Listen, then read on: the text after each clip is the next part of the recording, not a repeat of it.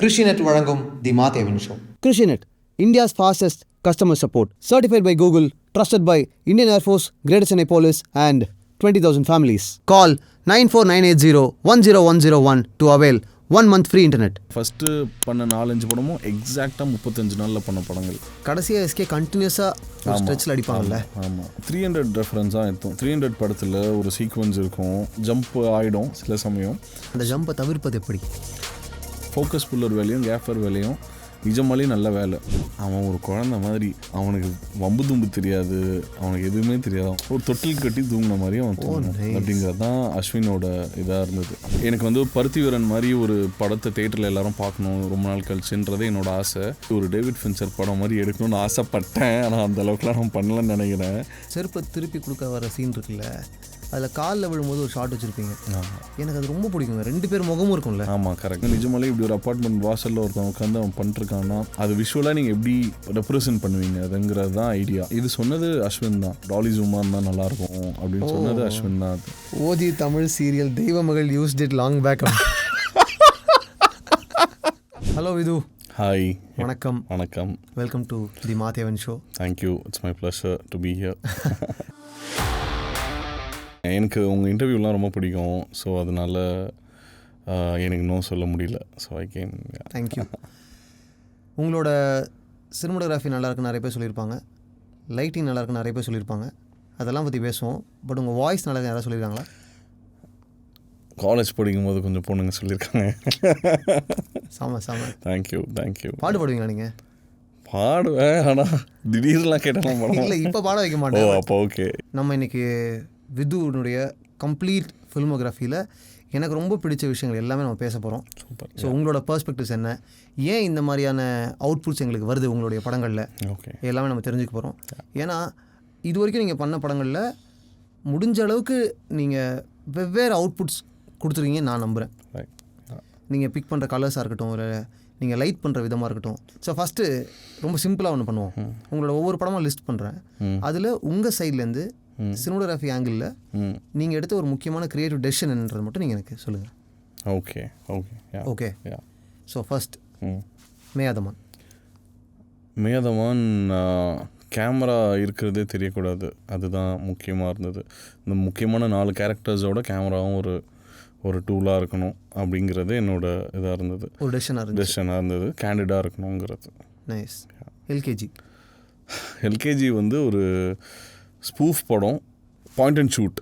முடிஞ்ச அளவுக்கு அந்த ஹியூமரை காட்டினா போதுன்ற மாதிரி தான் இருந்தேன். ஸோ அதை நான் வந்து ரொம்ப மெனக்கெட்டு இதை அதை பண்ணலாம் நான் சொல்ல மாட்டேன். எல்கேஜியில் அந்த காமெடி ஒர்க் ஆகிறதுக்கான ஷார்ட்ஸ் இப்போ 4 பேர் சேர்ந்து பண்ணுறாங்கன்னா அது முடிஞ்சளவுக்கு க்ளோஸ்அப்ஸ் போகாமல் ஒரு 4 பேரும் கமிட் ஆகி ஒன்றா போகிற அது அப்படி தான் இருந்தது. இது எப்படி நீங்கள் கண்டுபிடிச்சிங்க?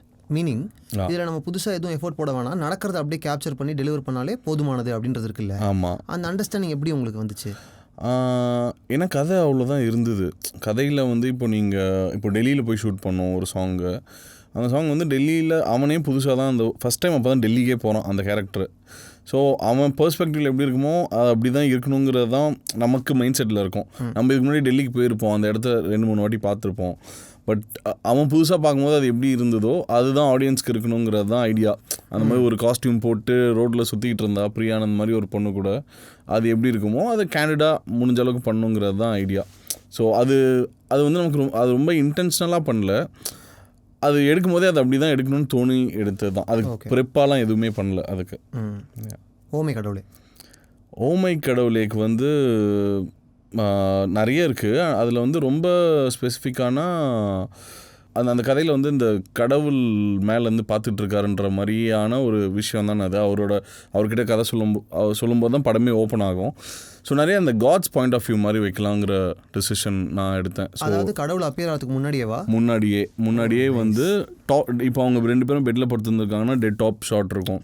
ஸோ இது மாதிரி இது ஏன்னா வந்து அவர் பார்த்துட்ருக்காரு மேலேருந்து, உன் லைஃப் அவர் தான் மாற்ற போகிறாரு இப்போங்கிறத சொல்கிறதுக்காக அப்படி பண்ண மாதிரி ஒரு டிசிஷன் அது. ஓ நைஸ்.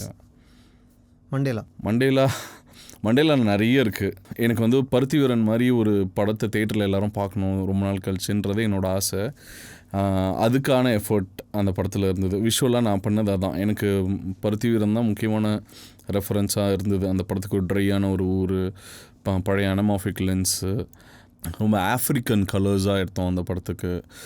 அதுக்கு நிறைய ப்ரெப் பண்ணோம். ஏன்னா நிறைய டைம் கிடச்சிது மண்டேலா ப்ரெப் பண்ணுறதுக்கு. ஃபுல் படமும் ஸ்டோரி போர்ட் போட்டோம். இன்ஃபேக்ட் டைலாக்ஸ் முதற்கொண்டு நான் நிறைய கான்ட்ரிபியூட் பண்ணியிருக்கேன் படத்தில். ஸோ எனக்கு அஸ்வின் வந்து அந்த ஸ்பேஸ் கொடுப்பான். ஸோ அதனால் அந்தளவுக்கு மண்டேலாவில் நிறையவே இருக்குது. ஸோ முக்கியமான இந்த ஒரு ஒரு ஒரு ஒரு பழைய படம் மாதிரி ஒரு லுக் இருக்கணுங்கிறது தான் மண்டேலாவோட தாட்டாக இருந்தது. அந்த பருத்தி வீரன் ஏர்லி 2000s 90s இருக்கிற ஒரு கிராமத்து படம் எப்படி நம்ம தியேட்டரில் போய் பார்த்துருப்போமோ, பழைய ப்ரொஜெக்ஷனில் பார்த்துருப்போம்ல, லைட்டாக கோடு விழுந்திருக்கும், அது மாதிரி ஒரு லுக் அந்த படம் இருக்கணுங்கிறது தான் என்னோட ஆசையாக இருந்தது. நைஸ். மண்டேலா தியேட்ரிக்கலாக வராமல் படம் டிரெக்டாக ஓடிடியில் வந்துச்சு. நான் எதுக்காக கேட்குறேன் அப்படின்னா, இது முன்னாடியே தெரிஞ்சிருந்தா உங்கள் அப்ரோச் வேறையாக இருந்திருக்குமா? இருந்திருக்காது. ஏன்னா இந்த படத்தை எனக்கு விஷுவலாக இன்னொரு படம் ரொம்ப இன்ஃப்ளூயன்ஸ் பண்ணுச்சு. அந்த படம் பேர் வந்து நியூட்டன், ஹிந்தியில் வந்திருக்கும். எனக்கு விஷுவலாக ரொம்ப அந்த படம் இன்ஸ்பயர் பண்ணுச்சு. அந்த படத்தை நான் ஓடிடியில் தான் பார்த்தேன். நான் அந்த படத்தை தியேட்டருக்கெலாம் பார்த்தாலும் எனக்கு அந்த எக்ஸ்பீரியன்ஸ் தான் கிடச்சிருக்கும்னு நான் நினைக்கிறேன். அதுலேயும் அந்த பழைய ஹாக் அனமாஃபிக் மாதிரி தான் எடுத்திருப்பாங்க. ஸோ எனக்கு அப்ரோச் மாறி இருக்காதுன்னு தோணுது. எனக்கு முக்கியமாக நான் அனமாஃபிக் தான், எனக்கு தியேட்டருக்கு அனமாஃபிக் எடுக்கணுன்ற ஒரு ஆசை இருந்தது. அது ஏன்னா அது மாதிரி ஒரு ட்ரையான ஊரை நம்ம வாஸ்ட்டாக காட்டணும் அப்படிங்கிறதுக்காக அனமாஃபிக்கில் போகலாங்கிறது. அது பழைய அனமாஃபிக் லென்ஸாக இருந்தால் அதில் இருக்கிற சின்ன சின்ன ஃப்ரிஞ்சஸ்ஸு அது ஒரு எலமெண்ட் ஆட் பண்ணும், அது வந்து ஒரு பழைய படம் லுக்கு கொடுக்குங்கிறதுக்காக அதை எடுத்தேன். ஸோ அது எப்படி போயிருந்தாலும் இந்த மாதிரியான பேசிக்கான விஷயங்கள் நான் மாற்றிருக்க மாட்டேன் கண்டிப்பாக. அது அப்படியே தான் இருந்திருக்கும். இப்போ மண்டேலா பண்ண சொன்னாலும் நான் அதில் புதுசாக எதுவுமே ஆட் பண்ண மாட்டேன். அது மண்டேலா இஸ் மண்டேலா, அது அப்படி தான். அது இப்போ பண்ணாலும் நான் அப்படி தான் பண்ணுவேன். அதை நைஸ், நல்ல ஆன்சருங்க இது. ஏன்னா அப்போனா நீங்கள் அப்போயே பெஸ்ட்டு கொடுத்துட்டீங்க. ஐயோ கரெக்ட்ல, அட்லீஸ்ட் அப்போது உங்களுக்கு தெரிஞ்ச அளவுக்கு ஒரு பெஸ்ட்டு நல்ல அப்ரோச் கொடுத்தீங்க. இல்லை அது நிறைய டவுட் இருந்தது. நம்ம தேட்டருக்கெலாம் தான் நீங்கள் சொன்ன மாதிரி யோசித்தோம். பழைய லென்ஸ்லாம் தேட்டரில் போட்டால் லாங் டிஸ்டன்ஸ்லலாம் ஷார்ப்பாக இருக்காது. அவன் நிறைய பேர் நிறைய சஜஸ்ட் பண்ணாங்க. பட் அந்த லென்ஸ் சூஸ் பண்ணுறது வந்து ரொம்ப இன்ஸ்டிங்க்டிவான ஒரு விஷயம். நான் ஷூட்டிங்க்கு முந்தின நாள் வரைக்கும் ஒரு டவுட்டில் தான் இருந்தேன், நான் அந்த லென்ஸில் தான் போகணுமா அப்படின்னு. ஏன்னா அந்த லென்சஸ்லாம் எதுவுமே இப்போது ஒழுங்காக சர்வீஸ் பண்ணி பண்ணுறதில்ல. இது மாதிரியான பட்ஜெட் படங்களுக்கு நீங்கள் இப்போது லென்ஸ் கம்பெனிக்கிட்டே போனீங்கன்னா அவங்க நல்ல லென்ஸ் கொடுப்பாங்க. பட் அது நம்ம பட்ஜெட்டுக்கு அது செட் ஆகாது. அது நீங்கள் இப்போ ஹாக்லேருந்து எடுக்கிறோன்னா அவங்க ஊர்லேருந்து எடுத்துகிட்டு வந்து இங்கே யூஸ் பண்ணணும். ஸோ அது எக்ஸ்பென்சஸ்லாம் ஜாஸ்தியாகும். ஸோ இங்கே யார் அதை கரெக்டாக மெயின்டைன் பண்ணுறா, அது யார் நம்ம பட்ஜெட்டு கொடுப்பா, அதெல்லாம் பார்த்து தான் பண்ணோம். ஸோ எனக்கு ஒரு மாதிரி ஒரு டவுட்லேயே தான் போனேன். பட் இப்போது அது கரெக்டான சாய்ஸாக இருக்கும்னு எனக்கு தோணுது. ஸோ அது நான் இப்போ இருந்தாலும் நான் திரும்ப அந்த லென்ஸில் தான் ஷூட் பண்ணுவேன்னு தோணுது. மண்டேலா படம் ஃபுல்லாக ஒரே லென்ஸா? படம் ஃபுல்லாக ஒரே லென்ஸ் தான். ஐ மீன் அந்த சீரீஸ் மட்டும் மாறுச்சு. ஏன்னா நடுவில் யோகி பாபு அண்ணன் வந்து தர்பாரோ ஏதோ ஒரு படத்துக்கு போயிட்டு வந்தார். நடுவில் ஒரு பிரேக் ஆச்சு. திரும்ப வேறு அதே லென்ஸில் வேறு சீரீஸ் வந்தது. ஸோ 2 சீரீஸில் ஷூட் பண்ணேன். பட் ஒரே எலமெண்ட்டு தான் எல்லாமே. இந்த 2 சீரீஸ்ன்னு சொல்கிறீங்கல்ல, அதில் டிஃப்ரென்ஸ் இருக்குமா? விசிபிள் டிஃப்ரென்ஸ் இருக்குமா? விசிபிள் டிஃப்ரென்ஸ் இருக்காது. அது ஸோ இது எல்லாமே ஒரு ஹேண்ட்மேட் லென்சஸ் மாதிரி தான் ஹாக் எல்லாமே. இந்த 35க்கும் அந்த 35க்கும் ஒரு சின்ன ஷார்ப்னஸ் டிஃப்ரென்ஸ் இருக்கும். லென்ஸ் இது எல்லாமே பழைய லென்ஸுங்கிறதுனால ஃபோக்கஸ் முதற்கொண்டு மார்க்கே வேறு மார்க் ஆகும். ஸோ அந்த சென்சார், கேமரா சென்சாருக்கு இந்த லென்ஸ் ஒரு மாதிரி ரியாக்ட் பண்ணோம், அந்த லென்ஸ் ஒரு மாதிரி ரியாக்ட் பண்ணோம். ஸோ இதெல்லாம் நம்ம முன்னாடியே தெரிஞ்சுக்கிட்டு அதை ஓகே இந்த லென்ஸில் இந்த பிரச்சனை இருக்குது, அதை நம்ம இப்படி தான் டீல் பண்ணணும்னு அதை நம்ம டைரக்டர்கிட்ட கம்யூனிகேட் பண்ணோம். எனக்கு இது பிரச்சனை இருக்குடா, இது மட்டும் கொஞ்சம் அட்ஜஸ்ட் பண்ணிக்கோ, இந்த ஷார்ட்ஸ்லாம் எடுக்க முடியாது என்னால் அப்படின்ற விஷயங்கள்லாம் நம்ம சொல்லி அந்த ஷார்ட்டில் எப்படி ரெஸ்ட்ரிக்டடாக எடுக்கலான்ற மாதிரி. அது வந்து அஸ்வின் ரொம்ப யூஸ் டு லைக் அவனுக்கு புரியும், அவன் சொன்னால் கேட்டுப்பான். அது மாதிரி ஐ மீன் லைக் அதை அண்டர்ஸ்டாண்ட் பண்ணிப்பான் அந்த விஷயத்த. அது மாதிரி சேலஞ்சஸ் நிறைய இருந்தது மண்டேலாவில். நவம்பர் ஸ்டோரி ஒரு டேவிட் ஃபின்ச்சர் படம் மாதிரி எடுக்கணும்னு ஆசைப்பட்டேன். ஆனால் அந்த அளவுக்குலாம் நான் பண்ணலன்னு நினைக்கிறேன். ரொம்ப கிரிட்டியாக இருக்கணும். ஃபர்ஸ்ட் டைம் வந்து ஒரு சீரீஸ் பண்ணுறோம். சீரீஸ்லாம் எவால்வ் ஆகிட்டு இருந்த டைம் அது கரெக்டாக. ஸோ அதனால் அது ரொம்ப டார்க்காக பண்ணணும்னு நினச்சேன். And I'm pretty okay with what I shot அப்படின்ற மாதிரி தான் தோணும். அதில் ஒரு கலர் யூஸ் பண்ணியிருப்பீங்களே, ஐ மீன் டிஸ்டிங்க்டாக தெரியறதுக்கு. அது என்ன கலர்? டீல் இருக்கும், இல்லை சயான் இருக்கும், ப்ளூவில் ஆரஞ்சு பக்கம் ரெட் இருக்கும், ஆரஞ்சு இருக்கும். இப்படி டைரக்ட் இந்த கலர்ஸ் தான் இருக்கும். அதில் ஸ்பெசிஃபிக்காக நான் எதுவும் கலர்னு போல் டீல் அண்ட் ஆரஞ்சுக்குள்ளே இருக்கணுங்கிறது தான் எனக்கு. அது டார்க்காக இருக்கணுங்கிறது தான். எதனால்? நைட் நிறைய. ஆமாம், அது ஒரு மாதிரி இன்டர்ன்ஸாக இருக்கும். அது நிறைய நம்ம பேசின மாதிரி ஹாலிவுட் படங்கள் நிறைய பார்த்து அதில் இன்ஃப்ளூயன்ஸ் ஆன ஒரு இது. ஸோ இந்த மாதிரி த்ரில்லர்லாம் நம்ம ஹாலிவுட் படங்கள், முக்கியம் ஸ்பானிஷ் படம் ஒன்று இருக்குது எனக்கு, அது ஒரு இன்ஸ்பிரேஷன். மார்ஷ்லேண்டுன்னு ஒரு படம். ஸோ அந்த படம் ஒரு மாதிரி இதே மாதிரி டார்க்காக கிரிட்டியாக இருக்கும். ஸோ அதோட ரெஃபரன்சஸும் கொஞ்சம் இருக்கும் நவம்பர் ஸ்டோரியில் பார்த்தீங்கன்னா. ஸோ அதுதான், மற்றபடி எதுவும் புதுசாலாம் எதுவும் கண்டுபிடிக்கல நான். இப்போ நீங்கள் ஒன்று சொன்னீங்கல்ல, ஃபின்ச்சர் படம் மாதிரி ஒன்று பண்ணோன்னு, நமக்கு டக்குன்னு ஒரு கதை கேட்கும்போது ஒரு இமேஜ் ஒன்று ஸ்ட்ரைக் ஆகும் சில சமயம். அது நமக்கு நமக்கு அது ரொம்ப சப்கான்ஷியஸில் இருக்கும், நமக்கு அடிக்கடிலாம் வராது. அது ஃபஸ்ட் டைம் எதனா கேட்கும்போதோ பார்க்கும்போதோ ஃப்ளாஷ் ஆகிட்டு போவோம். அது நம்ம மைண்டில் அது அப்படியே அந்த இமேஜை ஓட்டி அது மாதிரி ஒரு இதுக்கு வரும். ரொம்ப அது சப்கான்ஷியஸாக நம்ம ஏதோ பார்த்த படம். இப்போ நான் எப்படி மண்டேலாக்கு பருத்தி வீரன் சொல்கிறேனோ அது மாதிரி அது ரொம்ப சப்கான்ஷியஸாக இருக்கும். கால்குலேட் டிசிஷன் இல்லை யா ரைட். ரொம்ப இன்ஸ்டிங்டிவான டிசிஷன் தான் அது. எப்போவுமே எல்லா படத்துக்கும் அது மாதிரி எதுனா ஒன்று வந்துடும், இது மாதிரி பண்ணணும் அப்படின்னு. பட் ஒரு டெக்னீஷியனாக உங்களுக்கு ஏன் ஃபின்ச்சர்னுடைய அப்ரோச் பிடிக்கும்? அந்த ஜானரை கரெக்டாக விஷுவலாக அவர் சொல்கிறாரு. இப்போது கேர்ள் வித் ட்ராகன் டேட்டூலாம் எடுத்தால் அது அவ்வளோ கிரிட்டியாக இருக்கும். அது இல்லை அவ்வளோ இன்டென்ஸான விஷுவல் இருக்கும், அதில் அவ்வளோ வைலண்ட் இருக்கும். அந்த வைலண்ட்டை முடிஞ்ச அளவுக்கு எவ்வளோ பியூட்டிஃபுல்லாகவும் எவ்வளோ ஒரு மாதிரி இன்ட்ரெஸ்டிங்காகவும் காட்டுறது எல்லா டைரக்டர்ஸும் பண்ண மாட்டாங்க.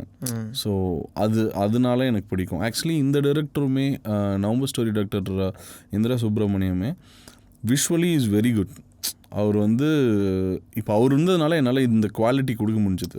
மேபி அந்த இடத்துல வேறு ஏன்னா ஃபஸ்ட்டு சீரீஸு பட்ஜெட் பிரச்சனை இருக்கும், ஷூட்டிங் டேஸ் பிரச்சனை இதெல்லாம் இருக்கும். அதெல்லாம் ஒரு குவாலிட்டிக்காக அவர் பொறுப்பு எடுத்துக்கிட்டாரு.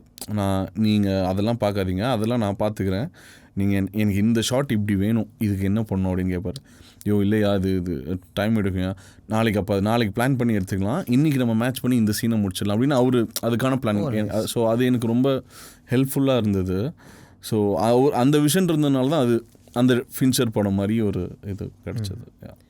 நித்தம் ஒரு வானம் அது ஆக்சுவலி ஜார்ஜ் சார் தான் பண்ணார். ஜார்ஜ் சி வில்லியம்ஸ் தான் ஆரம்பித்தார் 5 days. அதுக்கப்புறம் அவர் பிஸி ஆகிட்டார். இன்னொன்று அவருக்கு ஏதோ உடம்பு முடியாமல் போச்சு, அதனால கிளாஷ் பண்ண தான் போனேன். ஸோ அந்த படத்தில் ஒரு காலேஜ் எபிசோட் இருக்கும் சிவாத்மிகா அண்ட் அசோக்கோட. அதுதான் நான் ஷூட் பண்ணேன் ஃபஸ்ட்டு. அந்த 10 நாளோ 5 நாளோ அது ஷூட் பண்ணோம். அது நான் அந்த படம் அந்த 5 நாள் ஜார்ஜை நான் ஷூட் பண்ணதை பார்த்துட்டு இது வேறு கதையாச்சு, இது வேறு மாதிரி இது அப்ரோச் பண்ணலான்னு நான் சொல்லி இந்த எபிசோட் வேறங்கிற விஷுவலாகவே வேறையோ அப்ரோச் பண்ணலாம், அதை அந்த வேறு கதைங்கிற மாதிரி தானே. ஸோ அது மாதிரி ட்ரீட் பண்ணலான்னு சொல்லி ட்ரீட் பண்ணேன். அது முடிஞ்சிச்சு. நான் திரும்ப ஓரி தேவடாக்கு போயிட்டேன், ஓமை கடவுளே தெலுங்கு வெர்ஷனுக்கு போயிட்டேன். அதுக்கப்புறம் திரும்ப ஜார்ஜ் அண்ணனால திரும்ப பண்ண முடியல. ஸோ திரும்ப கூப்பிட்டாங்க, திரும்ப இன்னொரு கதை பண்ணேன். அது சரி, இந்த கதை இப்படி பண்ணமே, இந்த கதையை வேறு மாதிரி பண்ணலான்னு சொல்லி வேறு மாதிரி பண்ணேன். அது கடைசியில் பார்த்தா மொத்த படமும் நான் பண்ணி முடிக்கிற மாதிரி ஆயிடுச்சு. ஸோ அது ஒரு மாதிரி ரொம்ப இன்ட்ரெஸ்டிங்காக இருந்தது. நான் அந்த படம் ட்ராவல் டைமில் மட்டும்தான் ப்ரெப் பண்ணுவேன். அதாவது இந்த படம் ஷூட்டிங்லேருந்து அந்த படம் ஷூட்டிங்க்கு நான் ஃப்ளைட்டில் போகிறேன்னா அப்போ எதனா ஒரு 4 மணி நேரத்தில் படத்தை டவுன்லோட் பண்ணி வச்சுருப்பேன் ப்ரைமில். அதை போகும்போது பார்த்துட்டே போவேன். அது ஒரு மாதிரி விஷுவலாக இப்போ நான் சொன்ன மாதிரி ஒரு இமேஜ் ஒன்று ஓடும் இல்லையா. நான் ரொம்ப டெலிபரேட்டாக அதில் மணி சார் படங்களோட இன்ஃப்ளூயன்ஸ் நீங்கள் பார்த்தீங்கன்னா அதில் இருக்கும். அதில் இருக்கிற ஓப்பனிங் பஸ் ஸ்டாண்டுனா அது உயிரையோட ரயில்வே ஸ்டேஷனோட இன்ஃப்ளூயன்ஸ் இருக்கும்.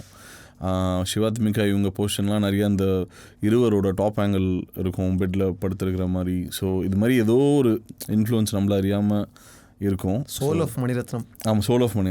அவரு அந்த டைரக்டரும் ரொம்ப மணி சார் ஃபேனு. அதனால் அவர் நம்மளே பண்ணலாம் இந்த படத்தில் இந்த சீனில் அது மாதிரி அவர் சொல்லுவார். ஸோ அது ரொம்ப பிளானே பண்ணாமல் ப்ரெப்பே பண்ணாமல் ரொம்ப போய் ஜாலியாக போய் ஷூட் பண்ணிட்டு வந்த படம் தான் நித்தம் ஒரு வானம். நைஸ்.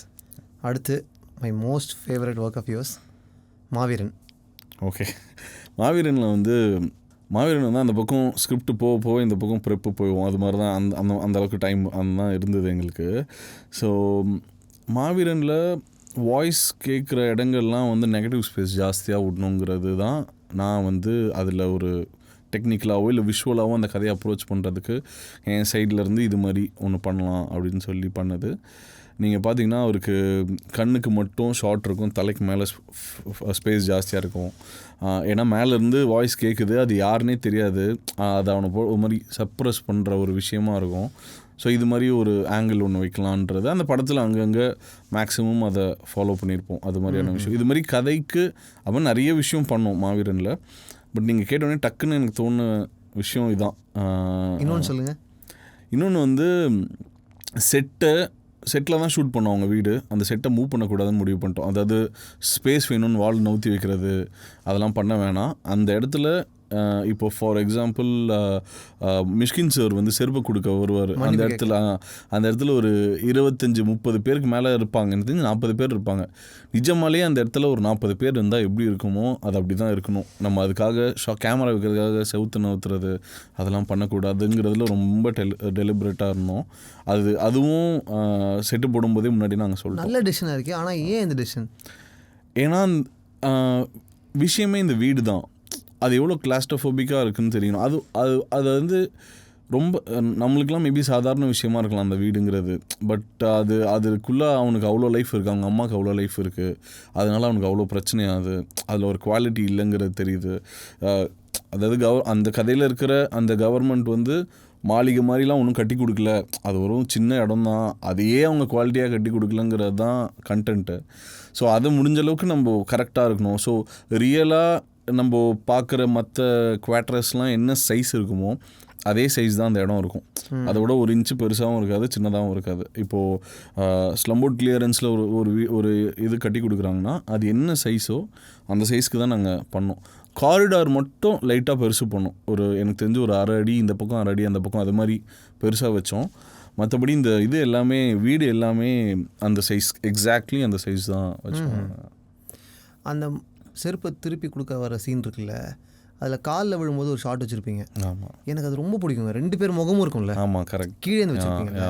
அது பயங்கர இன்ட்ரெஸ்டிங் டெசிஷன் அது. ஆமாம், அது ஆக்சுவலி ரொம்ப இன்ஸ்டிங்க்டிவாக அதுக்கு முந்தின நாள் தான் எனக்கு தோணுச்சு. ஷூட்டிங் முடிச்சுட்டு வீட்டுக்கு போகும்போது சும்மா இது மாதிரி இந்த அஸ்வின் வந்து ரொம்ப ப்ரிப்ரேஷனில் ரொம்ப கீனாக இருப்பான். இந்த சீனில் எதனா ஒன்று இன்ட்ரெஸ்டிங்காக பண்ணோம், ஃபர்ஸ்ட் டைம் மீட் பண்ணுறாங்க அது மாதிரி இருக்குன்றதுனால இது அன்றைக்கி வந்து வேகமாக அவசரமாக பண்ணிருந்தோம். அப்புறம் அஸ்வின்கிட்ட இந்த லோ ஆங்கிள்டா அப்படின்னு சொல்லிட்டான். அது வந்து நான் ஒன்று வைக்கிறேன், இதை பிடிச்சிருக்கா நீ பார்த்து சொல்லு அப்படின்னு சொல்லி அந்த பசங்களை வச்சு ஏடிஸை வச்சு ஃப்ரேம் பண்ணோம். அது ஆக்சுவலி அவனுக்கு பிடிச்சிருந்தது. மிஷ்கின் சாரும் வந்து நடித்து முடிச்சுட்டு அவர் எப்பவுமே அதை பண்ணுவார். எல்லாம் கேமரா ஒன்று கிளாப் பண்ணுங்கடா அப்படின்னாரு. ஸோ அது மாதிரி அது ஷூட் பண்ணும்போதே எல்லாருக்குமே அது மாதிரி இன்ட்ரெஸ்டிங்காக இருந்தது. மேபி படம் ஃபுல்லாக அது மாதிரி இன்னும் நிறைய இன்ட்ரெஸ்டிங்காக பண்ணியிருந்துருக்கலாம். பட் எனக்கு மேலே அந்த படத்தை என்ன இன்ட்ரெஸ்டிங்காக பண்ணுவீங்க? நான் ஒன்று சொல்கிறேன்.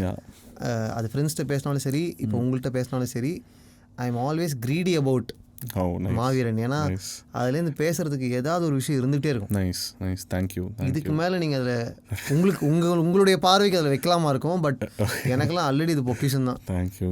ஐ feel it's one of the most original star entertainers ever produce in Tamil cinema. நான் ரொம்ப ஸ்ட்ராங்காக சொல்லுவேன். தேங்க்யூ. இல்லை ஆக்சுவலி மாவீரனோட பெரிய ஸ்ட்ரென்த்தாக இன்னொன்று நான் என்ன பார்க்குறேன்னா, இட்ஸ் அ ரூட்டட்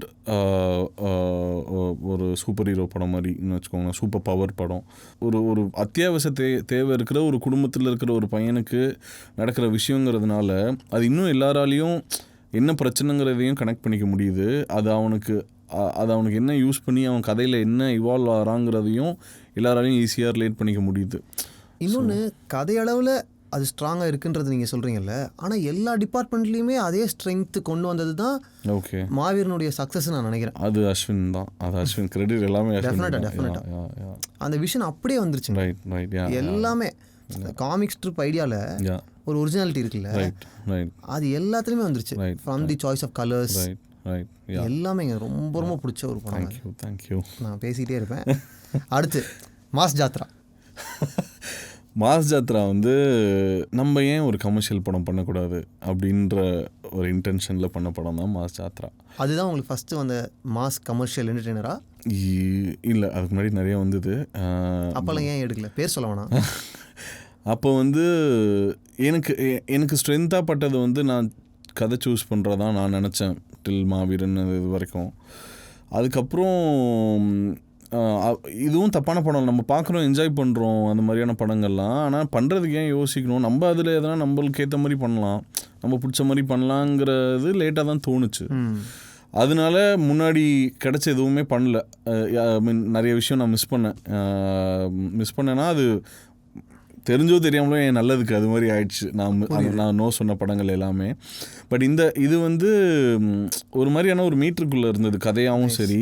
இது நம்ம மாவீரனுக்கு அப்புறம் ஒரு கமர்ஷியல் படம் பண்ணுறோன்னா அப்போ நம்ம என்ன இதில் போட முடியும், டெக்னிக்கலாக நம்ம என்ன பண்ண முடியும், அப்போ இந்த கதையை அதை எப்படி மாற்றும் அப்படின்னு தோணி இது கமர்ஷியல் படம், இதை நம்ம எப்படி ட்ரீட் பண்ணலான்னு பார்க்கலாம் அப்படின்னு எனக்கு நானே வச்சுக்கிட்ட ஒரு டெஸ்ட் மாதிரின்னு வச்சுக்கோங்க. அப்படி தான் மாஸ் ஜாத்ரா ஷூட் பண்ணேன். அதில் எனக்கு என்னோடய குவாலிட்டியை என்ன பண்ண முடியுமோ, என்னோடய டேஸ்ட்டுக்கு கதை சொல்கிற விதத்தில் என்ன பண்ண முடியுமோ அதை பண்ணியிருக்கேன். அது கலர் கிரேடிங் பொறுத்த வரைக்கும் உங்களுடைய படங்களில் ரொம்ப நல்ல ஒரு ஃபினிஷ் இருக்குது. அப்போது அதை அச்சீவ் பண்ணுறதுக்கு நீங்கள் லைட்டிங்கில் என்ன பண்ண வேண்டியிருக்கு? கலர் கிரேடிங் வந்து மோஸ்ட்லி கன்சிஸ்டன்சி மெயின்டைன் பண்ணுறதுக்கு தான் நம்ம யூஸ் பண்ணுறோம். அப்படி தான் நான் யூஸ் பண்ணிருக்கேன். எந்த கேமராவில் ஷூட் பண்ணுறோம் அந்த சென்சார் எவ்வளோ தாங்கும். அதாவது இப்போ நான் வந்து எனக்கு அவசரமாக ஒரு ஷாட் வச்சுட்டேன், எனக்கு பேக்ரவுண்ட் வந்து ஹைலைட்ஸ்லாம் வந்து செம்மையாக பேர்ன் ஆகுது, ஹீரோ ஃபேஸ் இருக்குது, பேக்ரவுண்டில் இமீடியட்டாக ஒரு ஒயிட் பிரைட் லைட் தான் இருக்குது, நான் அதை வந்து கண்ட்ரோல் பண்ணணும் முடியாதாங்கிற ஜட்ஜ்மெண்ட்டை நான் ஷூட்டிங்கில் எடுக்கணும். அதை நான் எவ்வளோ கண்ட்ரோல் பண்ண முடியும் என்னால் கண்ட்ரோல் பண்ண முடியாது. நான் இப்போ பேக்ரவுண்டை மாற்றி எடுக்கிறதா, இந்த இன்ஸ்டிங்க்டிவ் நம்ம போகிற வேகத்தில். ஏன்னா நான் ஃபஸ்ட்டு பண்ண 4-5 படமும் எக்ஸாக்டாக 35 நாளில் பண்ண படங்கள். ஸோ நம்மளுக்கு டெய்லி ஒரு புதுசாக ஒரு விஷயம் தோன்றப்போ நம்ம போஸ்ட்டில் மாட்டிக்கக்கூடாது. இப்போ நீங்கள் கண்ட்ரோல் பண்ண முடியாதான்னு கேட்குறது வந்து போஸ்ட்டில் ஆமாம். இப்போ வந்து ஃபார் எக்ஸாம்பிள் மேதமான்லாம் நிறைய கேண்டிடாக அந்த ஏரியாவில் ராயபுரம்லாம் ஷூட் பண்ணியிருப்போம். அதெல்லாம் சில லைவாக இருக்கணுங்கிற பட்சத்தில் எதனா ஒரு ஹார்ஷான லைட் எதனா ஒன்று இருக்கும் பேக்ரவுண்டில், அது நமக்கு நம்ம சென்ஸ் பண்ணணும், நம்மளால் அதை கண்ட்ரோல் பண்ண முடியுமா அந்த எக்ஸ்போஷரை, இல்லை வந்து நம்ம போஸ்ட்டில் பண்ணலாமா அப்படின்றது. ஸோ இது மாதிரியான பேசிக்கான விஷயங்கள் தான். இது இல்லாமல் கொஞ்சம் கொஞ்சமாக ஒரு சினிமாட்டோகிராஃபராக எவால்வ் ஆகும்போது கிரேட்னால் அது இவ்வளோ தான் வச்சுக்கணும், ஷூட் பண்ணும்போது இது இவ்வளோ ஷூட் பண்ணுங்கிறது நானும் கற்றுக்கிட்டேன். ஒன்றா ஒரு படம் பண்ணும்போது எனக்கு அது கொஞ்சம் கொஞ்சமாக டிபெண்டன்சியை கட் பண்ணலான்னு. கரெக்ட். முக்கியமாக விஎஃப்எக்ஸோட டிபெண்டன்சியும் கிரேடோட டிபெண்டன்சியும் நான் ஷூட்லேயே கட் பண்ண ட்ரை பண்ணுவேன். அது ஏன்னா இப்போது எவ்வளோக்கு ஷூட் பண்ணுறது வேகமாக நம்ம பண்ணணுன்னு எதிர்பார்க்குறாங்களோ படத்தோட போஸ்ட் ப்ரொடக்ஷனுமே அவ்வளோ வேகமாக பண்ணணுன்னு எதிர்பார்க்குறாங்க. படம் சீக்கிரம் ரிலீஸ் பண்ணணும், இல்லை திடீர்னு ரிலீஸ் டேட் அனௌன்ஸ் பண்ணுவாங்க. நம்ம வந்து நல்ல டைம் இருக்குதுன்னு நினச்சி விஎஃப்எக்ஸ்லாம் பண்ணலான்னு நினைப்போம், இல்லை கிரேடில் இது உட்காந்து தேய்க்கலாம்னு நினைப்போம். பட் அது நமக்கு அந்த டைம் கிடைக்காம போகும் சில சமயம். ஸோ அதனால் போஸ்ட்டில் முடிஞ்ச அளவுக்கு டிபெண்டன்சி இருக்கக்கூடாது நமக்குன்றது இப்போது கொஞ்சம் கொஞ்சமாக நான் கற்றுக்குறேன் அந்த விஷயம். லைட்டிங் பொறுத்த வரைக்கும் நிறைய இடங்களில் நம்ம கேள்விப்படுற கதைகளை வச்சு பார்த்தா லைட்டிங்கிறது ரொம்ப டைம் டேக்கிங் ப்ராசஸாக நமக்கு தெரியுது. ஆனால் ஷூட்டிங் ஸ்பாட்னு வரும்போது காஸ்ட் இன்வால்வ்டு, டைம் இன்வால்வ்டு எல்லாமே இருக்குது. ஒரு ரெஸ்ட்ரிக்ஷனுக்குள்ளே எப்படி வேகமாக லைட் பண்ணுறது? அது ப்ரெப்பு தான். ப்ரெப்பு, காசு இல்லை டைம் இல்லைன்னா ப்ரெப் இருக்கணும். அப்படி இல்லைன்னா அதான் எதுனா ஒன்று இருக்கணும் நமக்கு.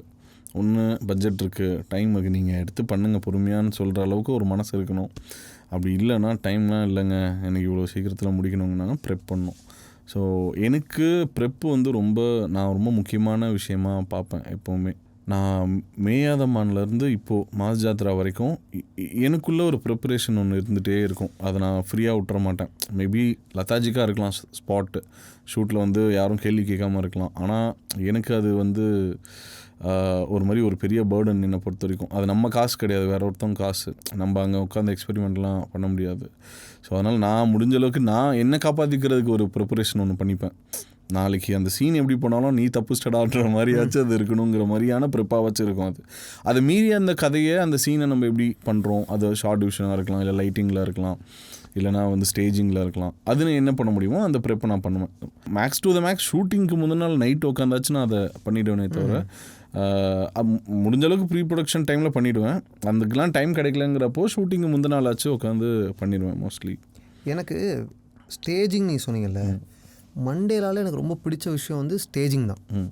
ஃபார் எக்ஸாம்பிள் இதில் கீழே ஒரு ஃப்ரேம் இருக்குல்ல, ஆமாம், இதில் வந்து கிட்டத்தட்ட 7 பேர் இருக்காங்க. ரைட்.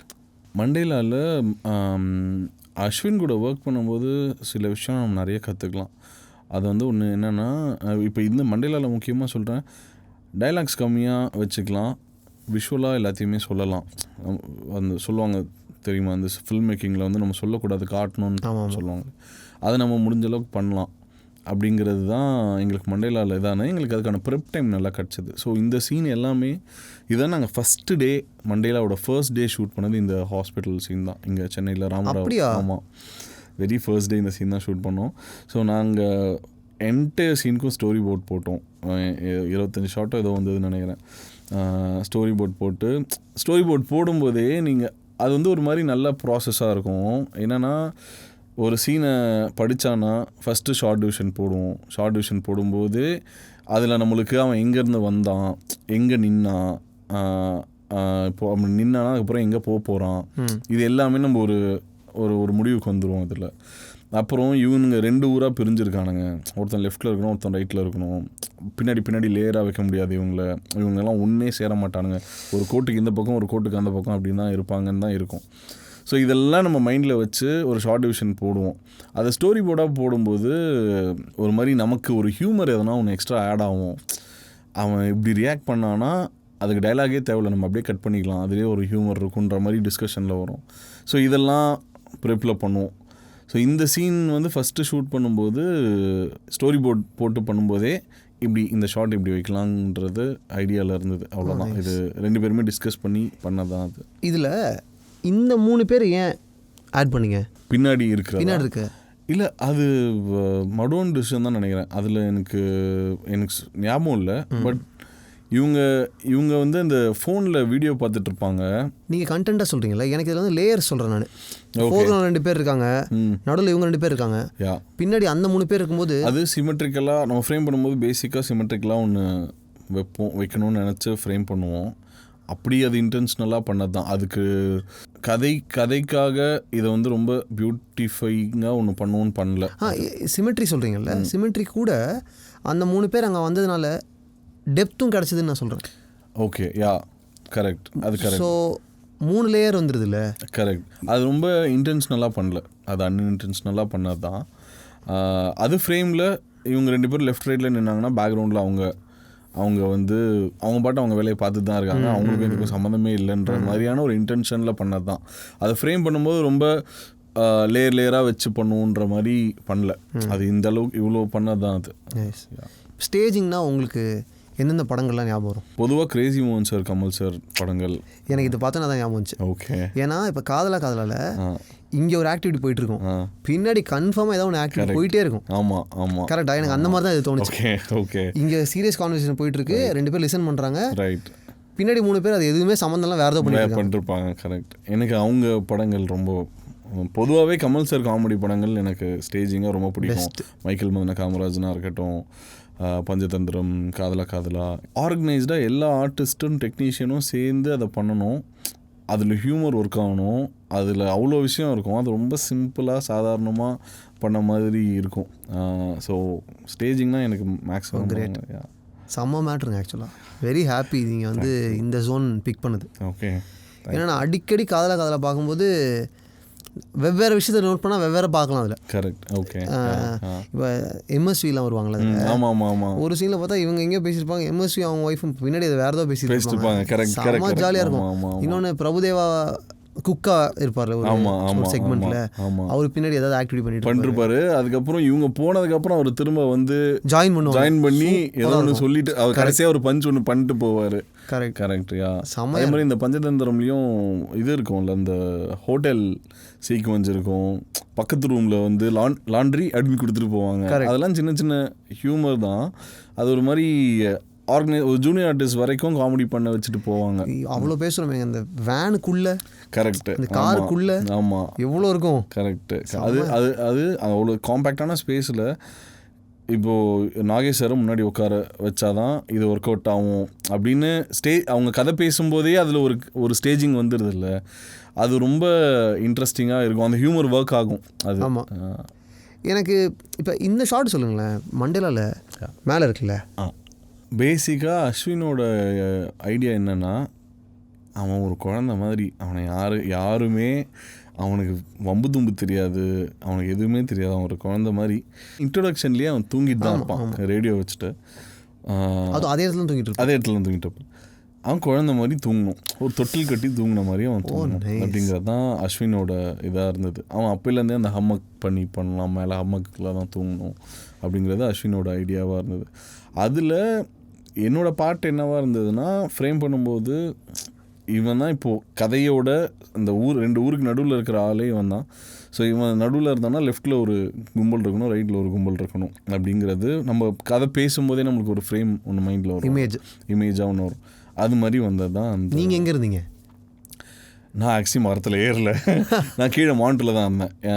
பேசிக்காக நான் கொஞ்சம் வெயிட்டாக இருக்கேன்னு ஃபீல் பண்ணுவேன், குண்டாக இருக்கேன்ற மாதிரி. ஸோ ஒல்லியான அசிஸ்டன்ஸை வந்து க்ரெயினில் ஏற்றிட்டு நான் உட்காந்து மானிட்டரில் லெஃப்ட்டு திருப்பு ரைட்டு திருப்பு அப்படின்னு நான் சொல்லிட்டுருப்பேன்.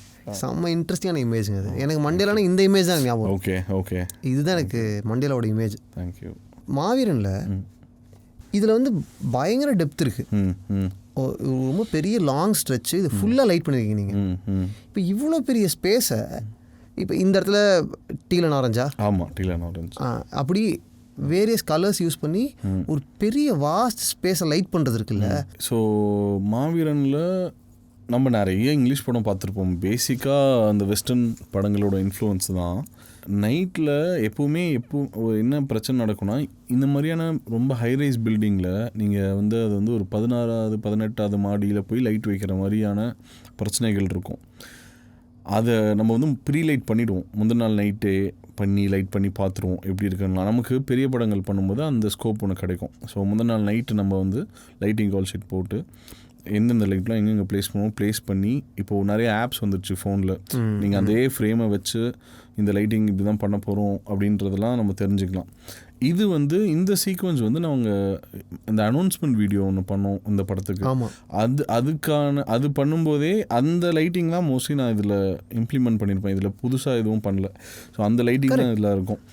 ஸோ எனக்கு அது பண்ணதுனால எந்தெந்த லைட் எங்கே வச்சோங்கிற ஞாபகம் அப்போ இருந்தது. அதுக்கு எப்படி கிராக் பண்ணிங்கன்னு சொல்லுங்கள். அதான் வரேன். ஸோ அது வந்து ஹைரைஸ் பில்டிங்கில் ஃபர்ஸ்ட் ஆஃப் ஆல் ஹைரைஸ் பில்டிங்கு ரொம்ப சேலஞ்சு. ஏன்னா நமக்கு எவ்வளோ ஹைட்டு, அந்த த்ரோ வருமா வராதா, இந்த மாடி பூட்டி இருக்குது, அது சாவி கண்டுபிடிக்கணும், யார் எங்கே வச்சுருக்காங்கன்னு தெரியாது, அது மாதிரியான காம்ப்ளெக்சிட்டிலாம் நிறையா வரும் பொதுவாக. ஸோ இவ்வளோ பெரிய ஏரியாவை லைட் பண்ணும்போது எனக்கு லைட்டிங் கால் ஷீட்டுக்கு தான் நான் நிறைய டைம் எடுத்துக்கிட்டேன். அதில் யாரெல்லாம் இருப்பீங்க? என்னோடய டீமே இருக்கும், சினிமாட்டோகிராஃபி அசிஸ்டன்ஸ் டீம். ஸோ பேசிக்காக நான் இந்த ஹாலிவுட் ஸ்ட்ரக்சர் ஃபாலோ பண்ணல, அசோசியேட் அசிஸ்டன்ட் சினிமாட்டோகிராஃபர்ஸ் இது மாதிரி தான். இதில் எனக்கு ஒரு 4-5 பேர் இருக்காங்க, எல்லாருமே இருப்பாங்க. அப்புறம் அந்த லைட் டீம், இந்த படம் வந்து light and light Hyderabad team தான் பண்ணாங்க. அவங்கக்கிட்ட என்னென்னா, அவங்க 14 மாடி 15 மாடியும் டக்குன்னு ஏறிடுவாங்க. அவங்க எல்லாருமே இந்த ஆந்திரா தெலுங்கானா டீம் ரொம்ப ஃபாஸ்ட்டாக ஏறி இது பண்ணுவாங்க. அந்த டீம் இருந்தாங்க, லைட்டிங் டீம். அவ்வளோதான். லைட்டிங் சீஃப் ஒருத்தர் இருப்பார். பொதுவாக கேஃபர் வைப்பாங்க. நான் கேஃபர், அந்த படத்தில் கேஃபர்னு ஒரு இது கிடையாது. ஸோ லைட்டிங் சீஃபு, அந்த சீஃபு கீழே ஒரு 10 லைட்மேன் அது மாதிரி இருப்பாங்க. ஸோ அவங்களாம் தான் இருப்பாங்க. அப்போ கேஃபர் வேலையை வந்து சீஃப் பண்ணிட்டாரா? ஸோ பேசிக்காக நம்ம அசோசியேட் சினிமாட்டோகிராஃபர்ஸ் இருக்காங்கல்ல, அவங்க தான் நம்ம ஊரில் கிட்டத்தட்ட கேஃபர்ஸ் மாதிரி. அவங்க தான் வந்து இப்போ நம்ம எனக்கு இங்கே இப்படி வேணும்டா, இதான் மூடுன்னு நான் என் அசோசியேட் கிட்ட சொன்னால், அவன் கிட்டத்தட்ட கேஃபர் மாதிரி அவன் தான் அதெல்லாம் பண்ணுவான். அவன் வந்து லைட் மேனை வச்சு இதை இங்கே கட்டணும், அதை அங்கே கட்டணும். இது இல்லாமல் கேஃபர்ஸும் தனியாக இருக்காங்க, அவங்களுக்கு தனியாக பே பண்ணணும் நீங்கள். அவங்க வந்து ஒரு நாளைக்கு ஒரு 15,000 ரூபாய் அது மாதிரி வாங்குவாங்க. ஸோ அதை அஃபோர்ட் பண்ணக்கூடிய படங்களில் அதை அஃபோர்ட் பண்ணுவாங்க, முடியாத படங்களில் பண்ண மாட்டாங்க. ஸோ கேஃபர்ஸ் வந்து லைட்டிங் டெசிஷன்ஸ் எடுப்பாங்க கரெக்டாக. நம்ம சொல்கிற லைட்டிங்கை அவங்க வந்து அப்ளை பண்ணி கொடுப்பாங்க நமக்கு. எனக்கு இந்த இடத்துல ஒரு பேக் லைட் வேணும், இங்கே வந்து கீ லைட் வேணும், இந்த லைட் இந்த டைமில் ஃப்ளிக்கர் ஆகணும், இந்த மாதிரியான விஷயங்கள் எல்லாமே அவங்க பார்த்துப்பாங்க. நம்ம இது அவங்ககிட்ட சொல்லிட்டா போதும். அது இல்லாமல் அவங்க ஐடியா கொடுப்பாங்க. இல்லை இது இங்கே கட்டினா இந்த காம்ப்ளெக்ஸ் இருக்குது, அதனால் நம்ம வேறு பண்ணலான்ற ஐடியாலாம் கொடுப்பாங்க. அது வந்து ஒரு நல்ல தொழில் அது. ஆக்சுவலி அது வந்து நிறைய பேருக்கு தெரியாத ஒரு வேலை. ஃபோக்கஸ் புல்லர் வேலையும் கேஃபர் வேலையும் நிஜமாலே நல்ல வேலை. அதுக்கு அவ்வளோ மூளை யோசிக்கணும், ரொம்ப ஜாலியான வேலை அது. நமக்கு தெரிஞ்ச ஒரு கேஃபர் இருக்கார், நான் 2 படம் ஒர்க் பண்ணேன், நாங்கள் பண்ண பைலட்டு. பயங்கரமாக ஒர்க் பண்ணார். ஒரு கிராமத்தையே 2 தெரு லைட் பண்ணார். அவர் செம்மையாக ஹெல்ப் பண்ணார். ஓகே. ஆனால் தலைவன் வந்து எப்பவுமே நாட் ரீச்சபிள் தான். ஸ்மார்ட் ஃபோனே கிடையாதுங்க அவர்கிட்ட. ஓகே. ஸ்மார்ட் ஃபோனே கிடையாது, எங்கேயாவது ஒளிஞ்சிருப்பாரு. ஓகே. அவர் ரீச் பண்ணி கூட்டு வரது தான் கஷ்டம். ஆக்சுவலி நல்ல டிமாண்ட் இருக்குது, நல்ல கேஃபர்ஸ்க்கும் நல்ல ஃபோக்கஸ்ஃபுல்லாக இருக்கும், நல்ல டிமாண்ட் இருக்குது நம்ம ஊரில். அது வந்து நிறைய பேருக்கு தெரியல அது. ஸோ இப்போது இந்த லைட்டிங் கால் ஷீட்டில் ஃபோக்கஸ்ஃபுல்லாக இருப்பாங்களா? இருக்க மாட்டாங்க, அவசியம் இல்லை, இருக்கணும்னு அவசியம் இல்லை. நான் இந்த அனௌன்ஸ்மெண்ட் வீடியோக்கு என்ன பண்ணேன்னா, லைட்டிங் பண்ணிட்டு அந்த கேமராவையும் அந்த லென்ஸையும் எந்த கேமராவில் ஷூட் பண்ணேன். நான் வந்து அப்போது அந்த கூக் ஃபுல் ஃப்ரேம் நம்ம புதுசாக நான் அப்போ தான் எடுக்கிறேன் அந்த லென்ஸ். ஸோ அதனால் எனக்கு எந்த ரேஞ்சில் எப்படி இருக்கும்னு நான் ஃபோனில் பார்த்தா தெரிஞ்சிடும். But I still wanted to have the camera with me during the lighting call sheet. நான் அன்றைக்கி அந்த அனௌன்ஸ்மெண்ட் வீடியோக்கு முந்தின நாள் நைட்டு லைட்டிங் பண்ணும்போதே நான் கேமராவையும் வர சொல்லிட்டேன், கேமரா லென்ஸையும் வர வைங்க. என்ன லென்ஸ்? அது வந்து மினி எல்எஃப்பும் Cooke full frame anamorphic lens. அது நான் அந்த காம்போவை நான் அப்போ தான் ஃபர்ஸ்ட் டைம் யூஸ் பண்ணுறேன். ஸோ ஷூட்டுக்கு போயிட்டு நான் அதில் எதுவும் இது பண்ண எனக்கு தெரியாமல் நான் முழிக்கக்கூடாதுங்கிறத நான் முந்தின நாளே அதை வச்சு என்னென்ன எவ்வளோ ஃப்ரேம் வருது, எந்த ரேஞ்ச் எப்படி இருக்குன்றதெல்லாம் பார்க்கணுன்னு சொல்லி நான் ஸ்பாட்டுக்கு வர வச்சிட்டேன். ஸோ நான் லைட்டிங் பண்ணிவிட்டு அந்த ஒரு தண்டர் எஃபெக்ட் ஒன்று இருக்கும், லைட்டிங் எஃபெக்ட், அதெல்லாம் வந்து நான் அசிஸ்டன்ஸை வச்சு கயிறுலாம் அவனுங்க கையிலேயே கயிறுலாம் கட்டி முன்னாடி இதெல்லாம் போட்டு இங்கே தான் நிற்க போகிறோம், இங்கே தான் இந்த ஆக்ஷன் நடக்க போகுதுங்கிறதெல்லாம் முன்னாடியே பிளான் பண்ணி அதை ஒரு மாதிரி ஷூட் பண்ணிட்டோம் அந்த அசிஸ்டன்ஸை வச்சு. ஸோ கேஃபர் டீமில் இருக்கிற அந்த லைட்மேன்னு என்னோடய அசிஸ்டன்ஸு.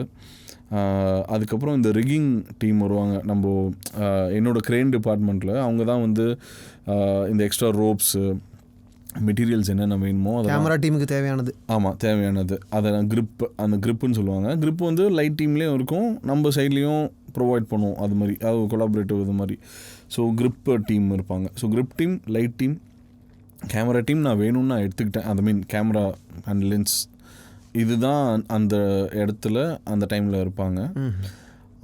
அது ஐடியாவாக ஒரு நல்ல டார்க் நைட் மாதிரி. டார்க் நைட் போஸ்டர் பார்த்திங்கனாலே பின்னாடி ஒரு பில்டிங்கோட லோவாங்கில் அந்த பேட்மேன் நிற்பார் இல்லை, அது மாதிரி ஒரு இமேஜாக அந்த ப்ளூவில் அது இருக்கணுங்கிறதான்.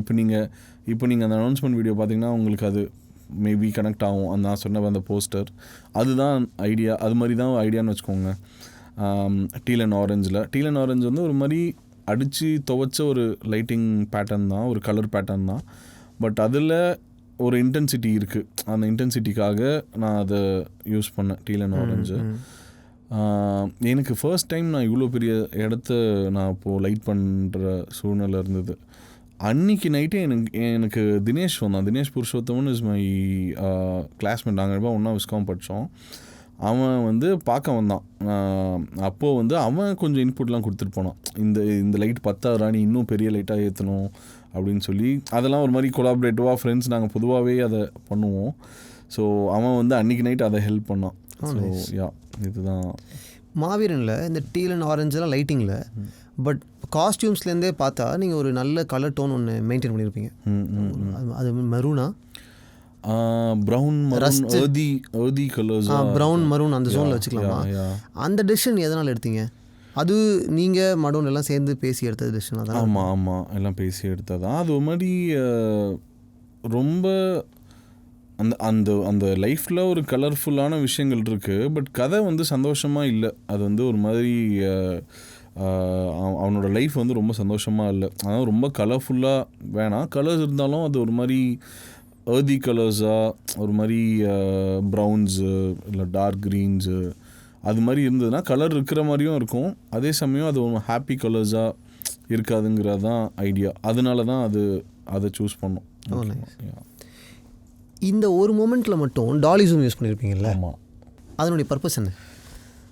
இமேஜாக அஸ்வின் சொல்லும்போதே, அஸ்வின் இவ்வளோ பெரிய அப்பார்ட்மெண்ட்டுக்குள்ளே ஒருத்தவன் தனியாக நடுவில் வந்து தனியாக பைத்தியம் மாதிரி கத்திக்கிட்டு இருக்கானா, அப்போ அவன் மனநிலைமை எப்படி இருக்கும்? வெளிலேருந்து பார்க்குறவங்க அவனை என்னவா நினைப்பாங்க அப்படின்னு ஒன்று இருக்கும்ல.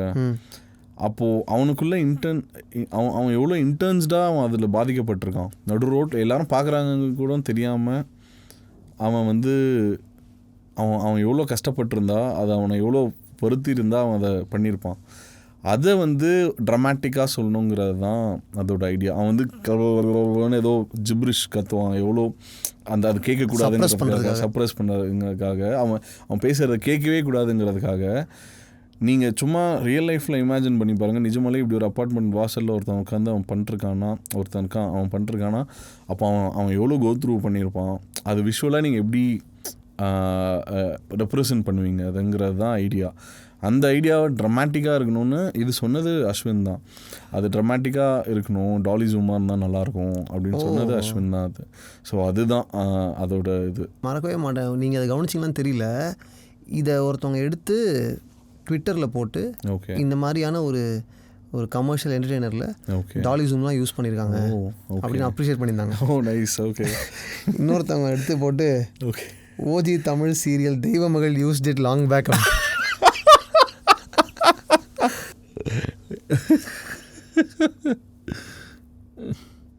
ஏய் நைஸ்.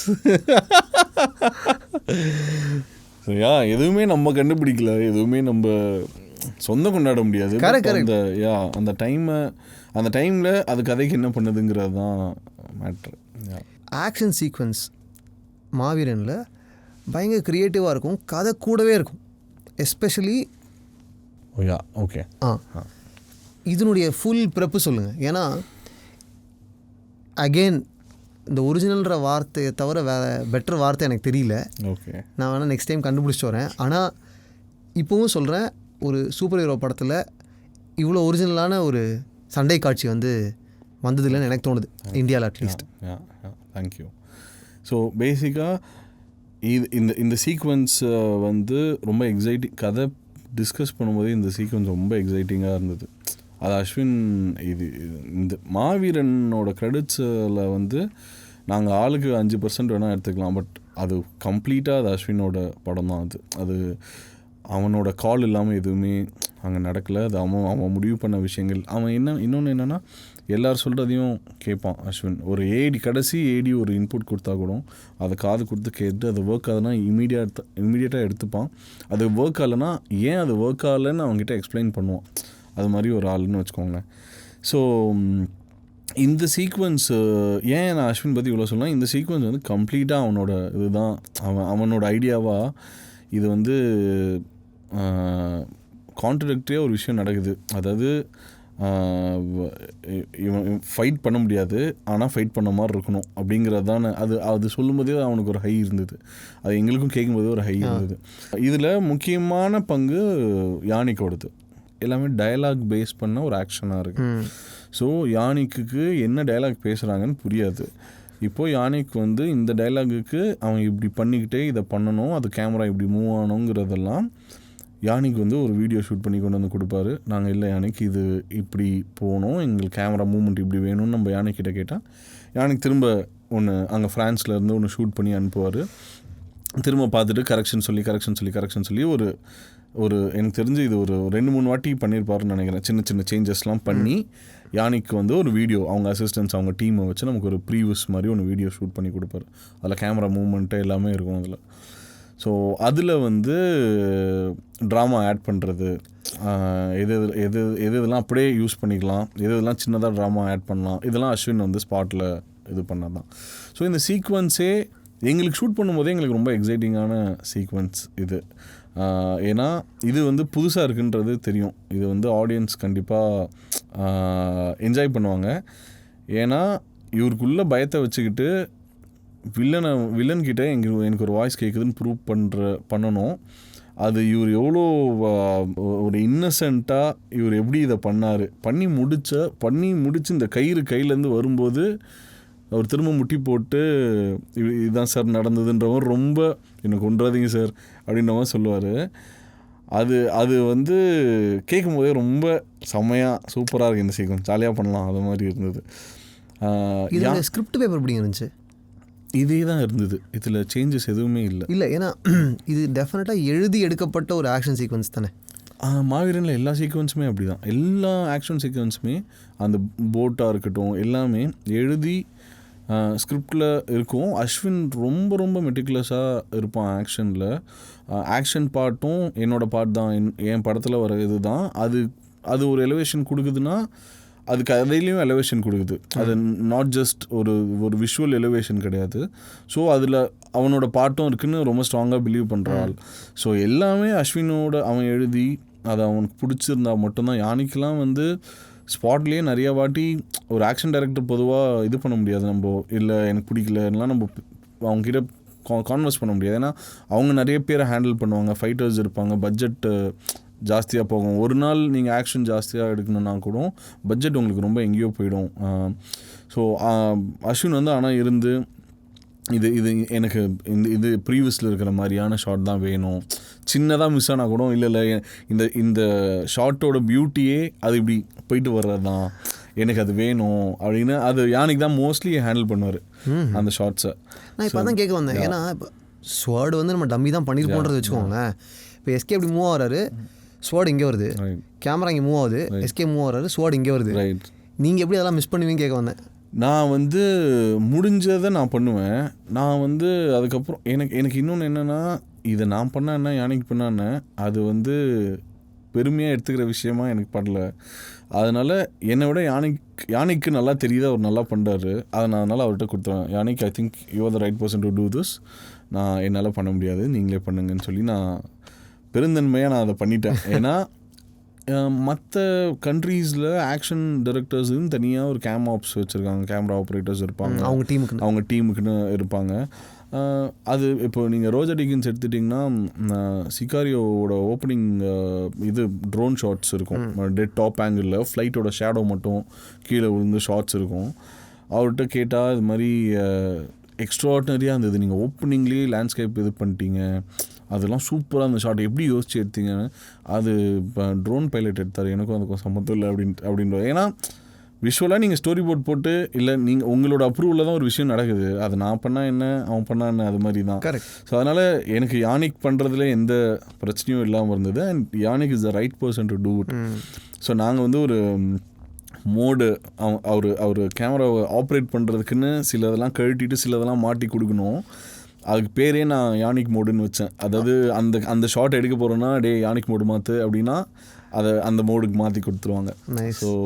ஸோ அதெல்லாம் யானிக் பண்ணது தான். அது இந்த ஸ்க்ரீம் பெயிண்டிங் ரெஃபரன்ஸ் அது வந்து அந்த சைக்காட்ரிஸ்ட். ஆமாம், ஸ்க்ரீம் பெயிண்டிங்கை மாவீரனுடைய ஃப்ரேமில் கொண்டு வரலான்றது இருக்குல்ல. இது நான் சொன்னேன்னா அஸ்வின் சொன்னான்னு எனக்கு ஞாபகம் இல்லை. ஆனால் ஒரு பெயிண்டிங் இருக்கணுங்கிறது தோணுச்சு. ஒரு சைக்காட்ரிக் ரூம் எப்படி இருக்கணும் அப்படின்றது ரொம்ப ரெகுலரான இதாக இல்லாமல் அவனோட மனநிலைமையை பின்னாடி ஒரு இமேஜாக வச்சா நல்லாயிருக்குங்கிறது தோணுச்சு. எனக்கு அஸ்வின் தான் சொன்னான்னு நினைக்கிறேன், எனக்கு சரியாக ஞாபகம் இல்லை. ஸோ அப்போது நிறைய பெயிண்டிங்ஸ்லாம் ரெஃபரன்ஸ் எடுத்துகிட்டு இருக்கும்போது இந்த பெயிண்டிங் வந்து ரொம்ப இன்ட்ரெஸ்டிங்காக இருந்தது. அது வந்து அஸ்வின் பார்த்தோன்னே இதை வச்சிடலாம், இது கரெக்டாக இருக்கும் அப்படின்னு சொன்னான். ஸோ அதான் சீனாக நம்ம ஒரு வாட்டி அந்த சீனுக்கு என்ன பண்ணலாம்னு டிஸ்கஸ் பண்ணிட்டே இருக்கும்போது எதனா யாரும் இது இப்போ இது தாட்டாக நல்லா இருக்குல்ல. ஆனால் எனக்கு உங்கள் ஒர்க் அதில் எங்கே இன்னும் கொஞ்சம் எக்ஸ்ட்ராவாக பிடிச்சதுன்னா பெயிண்டிங்லேருந்து ஆரம்பிக்கும். கரெக்ட். அப்படியே மூவ் ஆகி வந்து அந்த பெயிண்டிங்கோட சப்ஜெக்ட்டுக்கு பதிலாக எஸ்கே இருப்பார். கரெக்ட். அது ரொம்ப இன்ட்ரெஸ்டிங்காக போச்சுல. ஏன்னா இவருக்கு தான் வாய்ஸ் கேட்குது, ஹீ ஸ்க்ரீமிங். கரெக்ட். அது அவரோட ரெப்ரசன்டேஷன் தான் ஆக்சுவலி. கரெக்ட். பேக்ரவுண்டில் அதுதான் அதோட பியூட்டியாகவும் இருக்கும். அதான் அது ப்ரெப்பு பண்ணும்போதே நம்ம கன்வின்ஸ் ஆகி ஒன்று ஷூட் போகிறதுக்கு முன்னாடி நம்ம ஒன்று கன்வின்ஸ் ஆகணும்ல, ஓகேடா இதுதான் நம்ம இன்றைக்கி எடுக்க போகிறோம் அப்படின்னு. அதில் இதெல்லாம் அப்பப்போ ஆட் ஆன் ஆகிட்டே இருக்கும் ஷூட் டைமில். அஸ்வின் கிட்ட வந்து லாஸ்ட் மினிட்ல எதுவுமே நம்ம மேக்ஸிமம் இம்ப்ரூவைஸ் பண்ண முடியாது. அது வந்து அட்லீஸ்ட் நீ காலையிலேயாச்சும் அஸ்வின்கிட்ட சொல்லணும். அது மாதிரி அது இந்த பெயிண்டிங்லாம் அப்படி தான் போச்சு. நீங்கள் இந்த யானிக் மோட் பற்றி சொன்னீங்கல்ல, ஸ்டன் சீக்வன்சஸில் கடைசியாக எஸ்கே கண்டினியூஸாக ஸ்ட்ரெச்சில் அடிப்பாங்கல்ல. ஆமாம். அது எப்படி பண்ணீங்க? ஸோ அது பேசிக்காக இந்த 300 ரெஃபரன்ஸாக எடுத்தோம். 300 படத்தில் ஒரு சீக்வன்ஸ் இருக்கும். ஸ்பார்டன்ஸ் வந்து ஆப்போனண்ட்டில் போயிட்டு இந்த பக்கத்துலேருந்து வந்துகிட்டே இருப்பாங்க, லெஃப்ட் டு ரைட் வருவாங்க. அவங்க கூடவே கேமரா பேரலாக ட்ராவல் ஆகும். அவங்களோட பஞ்சஸ்க்கு ஏற்ற மாதிரி அந்த ரிதம் வந்து ஜூம் போயிட்டு பேக் வரும். அது வந்து டிஜிட்டலாக பண்ண முடியாது, ஏன்னா குவாலிட்டி லாஸ் ஆகும். நீங்கள் ஒரே ஒரு ஒயிட் ஃப்ரேம் வச்சுட்டு டிஜிட்டலாக ஜூம் பண்ணி எடுத்திங்கன்னா குவாலிட்டி லாஸ் ஆகும். அதனால் அது டிஜிட்டலாக பண்ணல. ஸோ எடிட்டில் பண்ணல. ஆமாம், எடிட்டில் பண்ணல, டிஜிட்டல் ஜூம் மாதிரி போஸ்ட்டில் பண்ணல. அதை ஷூட் பண்ணும்போதே ஏதோ 2-3 கேமரா வச்சு அதே மாதிரி போயிட்டு எடுத்துருக்காங்க. ஏன்னா ரிப்பீட் பண்ண முடியாது, ஒரே வாட்டி தான் எடுக்க முடியும் அதை. ஸோ இது என் மைண்டில் எப்போவுமே அது இருந்தது. அது எப்படி எடுத்திருப்பாங்க, அது நம்ம எங்கன்னா யூஸ் பண்ணணும், அது மாதிரி எதனா பண்ணணும்னு தோணிகிட்டே இருக்கும். பட் இந்த வாட்டி அது தோணலை. இந்த வாட்டி வந்து அருண் கே விஸ்வா ப்ரொடியூசர் வந்து நிறைய ஒரு எதனா இது பண்ணிட்டே இருப்பார். பிரதர் இங்கே இந்த இன்டர்வல் என்ன பண்ணலாம், கிளைமேக்ஸில் என்ன பண்ணலாம், இதுதான் விஷுவலாக எதனா ஒன்று பண்ணும் பிரதர் அப்படின்னு அவர் சொல்லிட்டே இருப்பார். அஸ்வினும் வந்து எதனா பண்ணலான்டா, ரொம்ப ரெகுலராக பண்ண வேணாம் அப்படின்னு. அப்போது எனக்கு இது தோணுச்சு. அதுக்கப்புறம் இது ஏன் நம்ம பண்ணக்கூடாது, இது ஒரு மாதிரி இன்ட்ரெஸ்டிங்காக இருக்கும் அப்படின்னு சொல்லி யானிக்கும் வந்து ஒரு ஹிந்தி படம் ஒன்று, வித்யுத் படம் ஒன்று பண்ணியிருந்தார். அதை வந்து ட்ரை பண்ணியிருந்திருக்காரு இது. ஆனால் அது கரெக்டாக அவர் ஏதோ எனக்கு செட் ஆகலை அது மாதிரி ஏதோ சொன்னார். நான் வந்து இல்லை, நம்ம அதை எப்படி 300 எப்படி பண்ணாங்கன்னு பார்த்துட்டு நம்ம அதை இது பண்ணோன்னு சொல்லி அதை ஸ்டடி பண்ணி அதுக்கு வந்து 3D ரிக், நார்மலாக 3D ரிக் வந்து லெஃப்ட் ஐ ரைட் ஐக்கு 2 கேமரா வச்சுருப்போம்.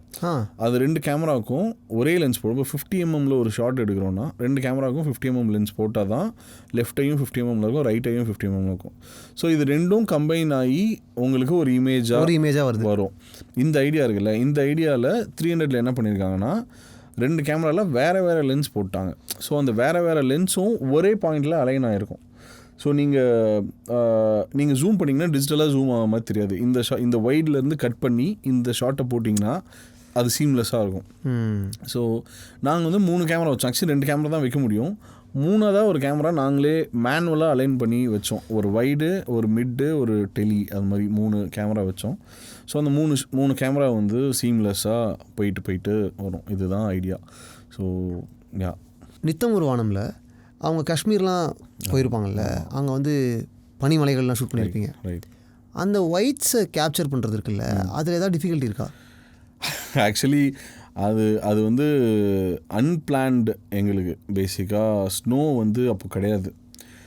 நானும் பேரலாக ஓரி தேவிடா பண்ணிருந்ததுனால லொக்கேஷன் என்னால் போய் பார்க்க முடியல.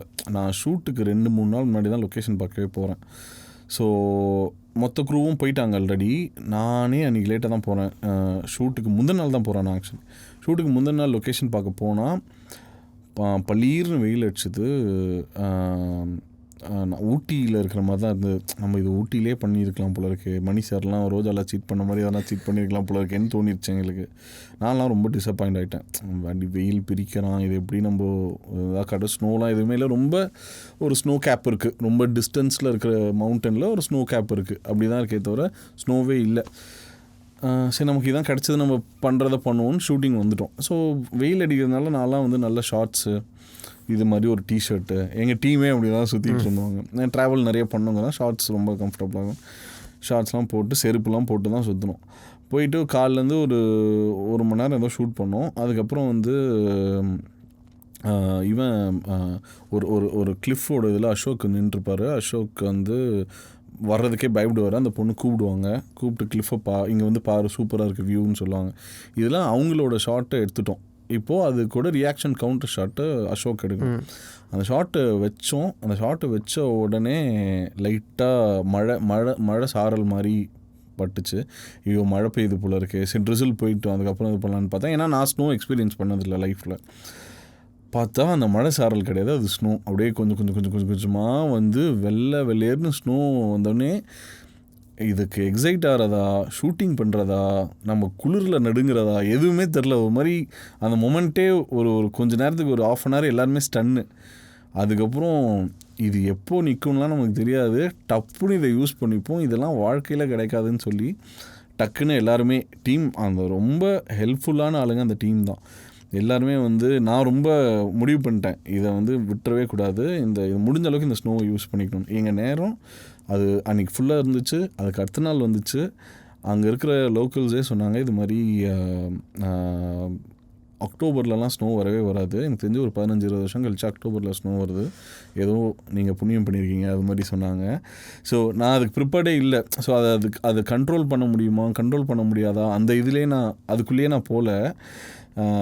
எனக்கு இது லைவாக நான் ஃபர்ஸ்ட் டைம் எப்படி அந்த ஸ்னோவை எக்ஸ்பீரியன்ஸ் பண்ணுறனோ, அந்த புது வெள்ளை மழையில் ஃபஸ்ட்டு அந்த மியூசிக் வரும்போது அந்த ஸ்னோ காட்டுவாங்க. சொல்லும் போது அந்த மியூசிக் தான் ஓடிச்சுங்க. எங்கே எல்லாருக்குமே அந்த மியூசிக் தான் ஓடிச்சு. நான் இன்னொன்று சொல்கிறேன், நான் லைஃப்பில் ஃபஸ்ட் டைம் ஸ்னோ பார்க்கும்போதும் நாங்கள் வந்து காரில் போயிட்டுருக்கோம், Leh Ladakh trip. First time இதே மாதிரி ஒன்று நடக்குது. காரில் வந்து நாங்கள் ஒரு 6-7 பேர் இருந்தோம், அந்த பாட்டு தான் போட்டோம். நிஜமாலே அதான் பிரெயினோட இதுன்னு நினைக்கிறேன். எவ்வளோ நம்ம இம்பாக்ட் லைஃப்பில் பாருங்க. எனக்கு தெரிஞ்சு நீங்களும் நானும் ஒரே வயசாக தான் இருப்போம். ஒரு வயசு 2 வயசு தான் வித்தியாசம் இருக்கும். நான் ஃபஸ்ட் டைம் ஸ்னோ பார்த்தது அந்த பாட்டில் தான், என் டிவியில் தான் பார்த்தேன். கரெக்ட். எனக்கு அந்த இமேஜும் அந்த மியூசிக்கும் தான் எனக்கு ஞாபகம் இருக்குது. நான் சீரியஸாக சொல்கிறேன், இந்த ஸ்னோ கேப் பார்க்கும்போதும் இல்லை ஸ்னோ வரும்போதுமே அந்த பாட்டு தான், நம்ம ஷூட்டிங் போகும்போதும் வரும்போதும் அந்த பாட்டு தான், நாங்களுமே அந்த பாட்டு தான் போட்டு ஃபஸ்ட்டு காரில் என்னோடனே அந்த பாட்டு போட்டுரும், அப்புறம் தான் அடுத்த பாட்டு. அது மாதிரி பாருங்க, யா என்ன இம்பாக்ட் பாருங்க. கரெக்டு. அதெல்லாம் தான் ஒரு மாதிரி ஒரு மைண்டுக்குள்ளே ஒரு இமேஜாக நமக்கு ஸ்டக் ஆகிடும்ல. அதை நமக்கு தெரியாமலே நம்ம ரீக்ரியேட் பண்ண ட்ரை பண்ணுறோம்னு நினைக்கிறேன். அது க்ளோஸ்அப்ஸுக்கு லைட் பண்ணுறது இருக்குல்ல, அதை பற்றி எனக்கு ஒரு டவுட் இருக்குது. இப்போ ஃபார் எக்ஸாம்பிள், இது மாஸ்டர் எடுக்கும்போது ஆர் அந்த ஃபுல் லேண்ட்ஸ்கேப்பை கேப்சர் பண்ணும்போது ஒரு லைட்டிங் ஒன்று பண்ணியிருப்பீங்க. க்ளோஸ்அப்புக்கு வரும்போது லைட்டிங் மாற்றுவீங்களா? கண்டிப்பாக மாற்றுவோம். எதை பேஸ் பண்ணி மாற்றுவீங்க? First mood of the scene என்னங்கிறது, அது வந்து பாதி மூஞ்சி தெரியணுமா இல்லை முழு மூஞ்சி தெரியணுமா, அது மாதிரி நம்ம முடிவு பண்ணோம். கான்ட்ராஸ்ட்டாக இருக்கணுமா இல்லை வந்து லோ கான்ட்ராஸ்ட்டாக இருக்கணுமா. இப்போ ஊமை கடவுளேனா அதோட ஃபேஸ் லைட்டு வேறு மாதிரி இருக்கும், மாவீரன்னா அது வேறு மாதிரி இருக்கும். நம்ம அப்ரோச் பண்ணுறதே அப்படி தான் அப்ரோச் பண்ணுவோம். ஃபஸ்ட்டு எவ்வளோ கான்ட்ராஸ்ட்டில் ஷூட் பண்ணோம், என்ன ரேஷியோவில் ஷூட் பண்ணோங்கிறது. அப்போது நீங்கள் ஒயிட்டில் பார்க்கும்போது உங்களுக்கு ஃபுல் டீட்டெயில், ஃபேஸோட டீட்டெயில் தெரியாது. பட் முடிஞ்ச அளவுக்கு இந்த கான்ட்ராஸ்ட் தான் ஒயிட்லேயும் நம்ம வச்சுருப்போம். இப்போ இந்த பக்கம் இப்போ நம்ம லைட் எனக்கு இந்த பக்கம் வருது, இந்த பக்கம் ஷேடோவாக இருக்கணும்னா இதோட வேல்யூ என்ன, இதோட வேல்யூ என்னங்கிறத நம்ம முடிவு பண்ணிடுவோம். அந்த சீன் ஷூட் பண்ணதுக்கு முன்னாடியே முடிவு பண்ணிடுவோம். ஸோ அதுக்கேற்ற மாதிரி ஒயிட்டில் நம்ம லைட் பண்ணிடுவோம். வாய்ப்பே முடியாத டைமில் ஜம்ப் ஆகிடும் சில சமயம், பட் சில சமயம் அதை மேட்ச் பண்ண ட்ரை பண்ணுவோம். அந்த ஜம்பை தவிர்ப்பது எப்படி? அந்த ஜம்பை தவிர்க்கணுன்னா ப்ரெப் பண்ணணும். இல்லைங்க, ப்ரெப்பில் என்ன பண்ணணும்? இல்லை ப்ரெப்லனா இப்போ ஸ்டேஜ் பண்ணும்போதே இவங்க இங்கேருந்து நிற்கிறாங்க அப்படின்னா, அப்போ எங்கே நம்ம இப்போது யாரோட ஆக்சஸில் நம்ம இப்போ வந்து உங்களுக்கு ஷார்ட் ட்ரமாட்டிக்காக இருக்கணும்னா எனக்கு கீழ் லைட்டுக்கு ஆப்போசிட் சைடில் கேமரா வச்சா தான் ட்ரமாட்டிக்காக இருக்கும் ஷார்ட். இப்போ எனக்கு லைட் இங்கே இருக்குது, நான் கேமராவும் இங்கேயே வைக்கிறேன்னா அது ரொம்ப ஃப்ளாட்டாக ஆகிடும் மூஞ்சு. அந்த ஷேடோவோட ஃபீலே உங்களுக்கு கிடைக்காது, ஏன்னா இந்த பக்கம் தான் ஷேடோ இருக்குது, அந்த ஃபீலே கிடைக்காது. ஸோ ஷேடோ பக்கத்தில் நீங்கள் லைட் வைக்கிறீங்க, ஷேடோக்கு ஆப்போசிட் சைடில், ஷேடோ சைடில் கேமரா வச்சுட்டு ஆப்போசிட்டில் லைட் பண்ணிங்கன்னா ஒரு ட்ரமாட்டிக் ஃபீல் கிடைக்கும். இன்னொன்று, நம்ம ஐபால் வந்து இப்போ நான் உங்களை ஸ்ட்ரைட்டாக பார்த்து பேசுகிறேன், அது இப்போ பிரச்சனை இல்லை. இப்போ இன்கேஸ் என் ஷோல்டர் இங்கே இருக்குது, கேமரா இருக்குன்னு வச்சுக்கோங்க, நீங்கள் இங்கே பார்ப்பீங்க, என்ன ஸ்ட்ரைட்டாக பார்ப்பீங்க. இப்போ என்ன எந்த டைரெக்ஷனில் பார்க்குறீங்களோ அந்த டைரெக்ஷனில் லைட் இருந்ததுன்னா உங்கள் ஐபால் இன்னும் நல்லா தெரியும். ஸோ இது மாதிரியான விஷயங்கள். ஸோ இவங்க முக்கியமான 2 கேரக்டர் நிற்கிறாங்க, ஏதோ கான்வர்சேஷன் பண்ணுறாங்கன்னா, அப்போ அந்த சீனை ட்ரமாட்டிக் ஆக்குறதுக்கு நான் எந்த சைடில் அவங்கள நிற்க வைக்கணும், அது அவங்களுக்கு எங்கே பேக்லைட் வைக்கணும், அந்த பேக்லைட்டை பேஸ் பண்ணி நான் 180 ஜம்ப் பண்ணாமல் அவங்க ஷோல்டருக்கு ஷார்ட் வச்சா அந்த கான்ட்ராஸ்ட் மெயின்டைன் ஆகணுங்கிறத ப்ரெப் பண்ணணும், பிளான் பண்ணணும். அதை ஓகே, 2 விஷயம். ஒன்று, இந்த மாவீரனோட சிக்னேச்சர் போஸ் இருக்குல்ல, அது வரும்போது மின்னல் அடிக்குமா? ஃபுல் டார்க்னஸ்லேருந்து அந்த ஃப்ளாஷஸில் ஹாஃப் லைட் மட்டும், ஹாஃப் ஸ்ட்ரக்சர் மட்டும், ஹாஃப் ஃபேஸ் மட்டும் ரிவீல் ஆகும். கரெக்ட். ஏன் அந்த ஹாஃப் ஃபேஸ் ரிவீல் ஆகும்போது அதில் ஒரு ஃபீல் இருக்குது? நீங்கள் ஒன்று சொன்னீங்க, ட்ரமாட்டிக்காக இருக்கும், இந்த பக்கம் ஷேடோ விழுந்தால் ட்ரமாட்டிக்காக இருக்குன்றது ஒன்று இருக்குல்ல, அது ஏன் அப்படி இருக்குது? பிளாக்கான கேன்வாஸில் நீங்கள் என்ன பெயிண்ட் பண்ணிங்கனாலும் அது ஒரு மாதிரி நல்லாயிருக்கும். ஸோ வெறும்னே பிரைட்டாக இருக்கிறது இமேஜ் கிடையாது. ஒரு ஷேடோ இருக்கணும், ஒரு ஹைலைட் இருக்கணும், ஒரு மிட் டோன் இருக்கணும். இது எல்லாமே கரெக்டான கலவையில் அது நம்ம பிளான் பண்ணி பண்ண வேணாம். இப்போது இந்த இடம் ஷேடோவாக இருந்தால் பார்க்க ட்ரமாட்டிக்காக இருக்குங்கிறது தான் பேசிக். அது நம்ம படிச்சுட்டு வந்திருப்போம், இல்லை ஏதோ கற்றுக்கிட்டு ஏதோ படம் பார்த்து வந்திருப்போம்ல, அது ரொம்ப சப்கான்ஷியஸாக நமக்கு இருக்கும். அதை ஆஃப்லைட் பண்ணால் பிசி சார் அக்னி நட்சத்திரம்ல அவ்வளோ பண்ணியிருப்பார். கரெக்ட். பாதி மூஞ்சி மட்டும் தெரிஞ்சால் ரொம்ப இன்டென்ஸ்டாக இருக்குங்கிறது என்னோட பெர்ஸ்பெக்டிவ். ஸோ அதனால் நான் ஃபில்லே வைக்க வேணாம், அது அப்படியே இருட்டாகவே விட்டுடலாம் அதை. ஓகே. ஆனால் இப்போது ஓமை கடவுளை மாதிரி ஒரு படத்துக்கு ஆர் நித்தம் உருவான மாதிரி ஒரு படத்துக்கு அதுக்கு அந்த அவ்வளோ இன்டென்சிட்டி தேவையில்லை, விஷுவல் அவ்வளோ இன்டென்சிட்டி, அவ்வளோ டார்க்னஸ் தேவையில்லை. ஏன்னா அது அந்த மூடாக ஒரு ஹாப்பினஸ் ஒரு அதை எப்படி ஃப்ளாட்டாக தெரியாமல் எடுக்கிறது? நான் வந்து என்ன பண்ணுவேன்னா, எனக்குன்னு சில சினிமாட்டோகிராஃபர்ஸ் இருக்காங்க, அதாவது என்னோட குருநாதர்கள் மாதிரி. அவங்கெல்லாம் சொல்லுங்கள், அவங்கெல்லாம் என்ன பண்ணுவான் இந்த ஜானரில் அவங்க என்ன பண்ணியிருக்காங்க அப்படின்னு நான் பார்ப்பேன். ஆக்சுவலி நான் பண்ணுவேன் அதை. நல்லதுங்க, சொல்லுங்கள். நான் வந்து பிஎஸ் வினோத் சார் ஒர்க் எனக்கு ரொம்ப பிடிக்கும். அவர்கிட்ட தோழா கொஞ்ச நாள் ஒர்க் பண்ண, ஒரு 30 days ஏதோ தோழா ஒர்க் பண்ணேன் சார்கிட்ட. அவரோட ஜானர் டு ஜானர் அவர் பண்ணுற விஷுவல்ஸ் எனக்கு ரொம்ப பிடிக்கும். அது ஒரு மாதிரி இன்ஸ்பிரேஷனான ஒரு விஷயம். ஸோ நான் அவரோட படங்கள் இப்போ வந்து நான் பிரைட்டாக ஒரு படம் கலர்ஃபுல்லாக சொல்லுவேன், அழ வைக்கணும். அப்புறம் நான் இப்போ தான் சொல்ல வந்தேன், அவங்க பாருங்கள் என்ன ஷிஃப்ட் பாருங்கள். கரெக்ட். ஆரண்ய காண்டம்லேருந்து அழ வைக்கும் தொப்புறம்ல வரைக்கும் எல்லாமே சூப்பர் டிலக்ஸ் இருக்கும். ஸோ அவரோட இது நான் பார்ப்பேன். அவரோட முன்னாடியிலேருந்து அவர் பண்ண ஹிந்தி படங்கள் அது மாதிரி இந்த எப்படி என்ன பேஸ் ரொம்ப சிம்பிளாக தான் அவர் வச்சுருப்பார். காம்ப்ளிகேட்லாம் பண்ண மாட்டேன். நான் அவர்கிட்ட ஒர்க் பண்ண டைம்லேயும் சரி ரொம்ப சிம்பிளாக தான் ஒரு விஷயத்தை அணுகுவார். ஆனால் அது அவ்வளோ அழகாக இருக்கும் அது பார்க்குறதுக்கு. அது அந்த மூலையில் நம்ம யோசிக்க முடியாது. அந்த மூளை வேறு, நம்ம மூளை வேறு. பட் அதுலேருந்து கற்றுக்கிறதுக்கு எதனா ஒன்று ட்ரை பண்ணுவோம்ல. அது மாதிரி மணி சார் படங்கள்லேருந்து பொதுவாக நான் நிறைய பார்ப்பேன். இது மாதிரி தமிழ் எழுதுனா, இங்கிலீஷ்னால் டீக்கின்ஸ். அது மாதிரி நான் டீக்கின்ஸ் தான் ஃபஸ்ட்டு எடுத்தோடனே டீக்கின்ஸ் என்ன பண்ணார், வினோத் சார் என்ன பண்ணார், இந்த ஜானரில் இந்த மாதிரி ஒரு கான்ட்ராஸ்ட் லைட்டிங் அவங்க என்ன பண்ணாங்க. எனக்கான உண்மையாகவே சொல்கிறேங்க, எனக்கு பிஎஸ் வினோத் அவங்களோட ஒர்க்கு ரொம்ப ரொம்ப பிடிக்கும். ஏன்னா இப்போ அழ வைக்கும் தொப்புறம்ல இன்டென்ஸான அப்ரோச்சே இருக்காது. ரைட். ஆனால் அவங்களுக்கு படமும் ஃப்ளாட்டாக தெரியாது. கரெக்ட். அது வந்து அவ்வளோ கலர்ஸ் இருக்கும், அவ்வளோ கலர்ஃபுல்லாக இருக்கும். ஆனால் கச்சன்னு இருக்காது.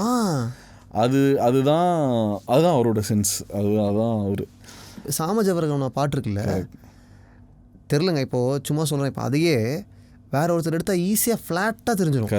கரெக்ட். பயங்கர ஃப்ளாட்டாக தெரியும். ஆனால் அவர் எடுத்தால் அப்படி தெரியவே தெரியாது. அவரோட ஃப்ரேமிங் சென்ஸ் வந்து அவ்வளோ அழகான ஃப்ரேமிங் சென்ஸ். அவர் எப்படி வந்து அதெல்லாம் இது பண்ணுறாருன்னு எனக்கு தெரியாது. ஏன்னா எனக்கு நீங்கள் சொல்கிற இந்த பாட்டிலேயே வந்து பின்னாடி ஒரு சர்ச் மாதிரி, ஒரு மலை மேலே ஒரு சர்ச் இருக்கிற மாதிரி இருக்கும். ஒரு சின்னதாக ரோடு இப்படி கிராஸ் ஆகி போவோம். அதில் இருக்கிற ஃப்ரேமிங்லாம் செம்மையாக இருக்கும். அல்லோஜன் ஃபோர் கிரவுண்டில் இருப்பார். அந்த பிரிட்ஜ் மேலே சாஞ்சி பாடிட்டு இருப்பார். அந்த ஃப்ரேமிங்லாம் செம்மையாக இருக்கும். அதே மாதிரி ஈஃபில் டவர் நானும் பார்த்துருக்கேன், ஆனால் இப்படி பார்த்ததில்ல. அது மாதிரி இருக்குது. நம்ம போய் ஈஃபில் டவரில் நின்று பார்த்தா இப்படிலாம் எனக்கு ஃப்ரேம் பண்ண வைக்க முடியுமான்னு தெரியல.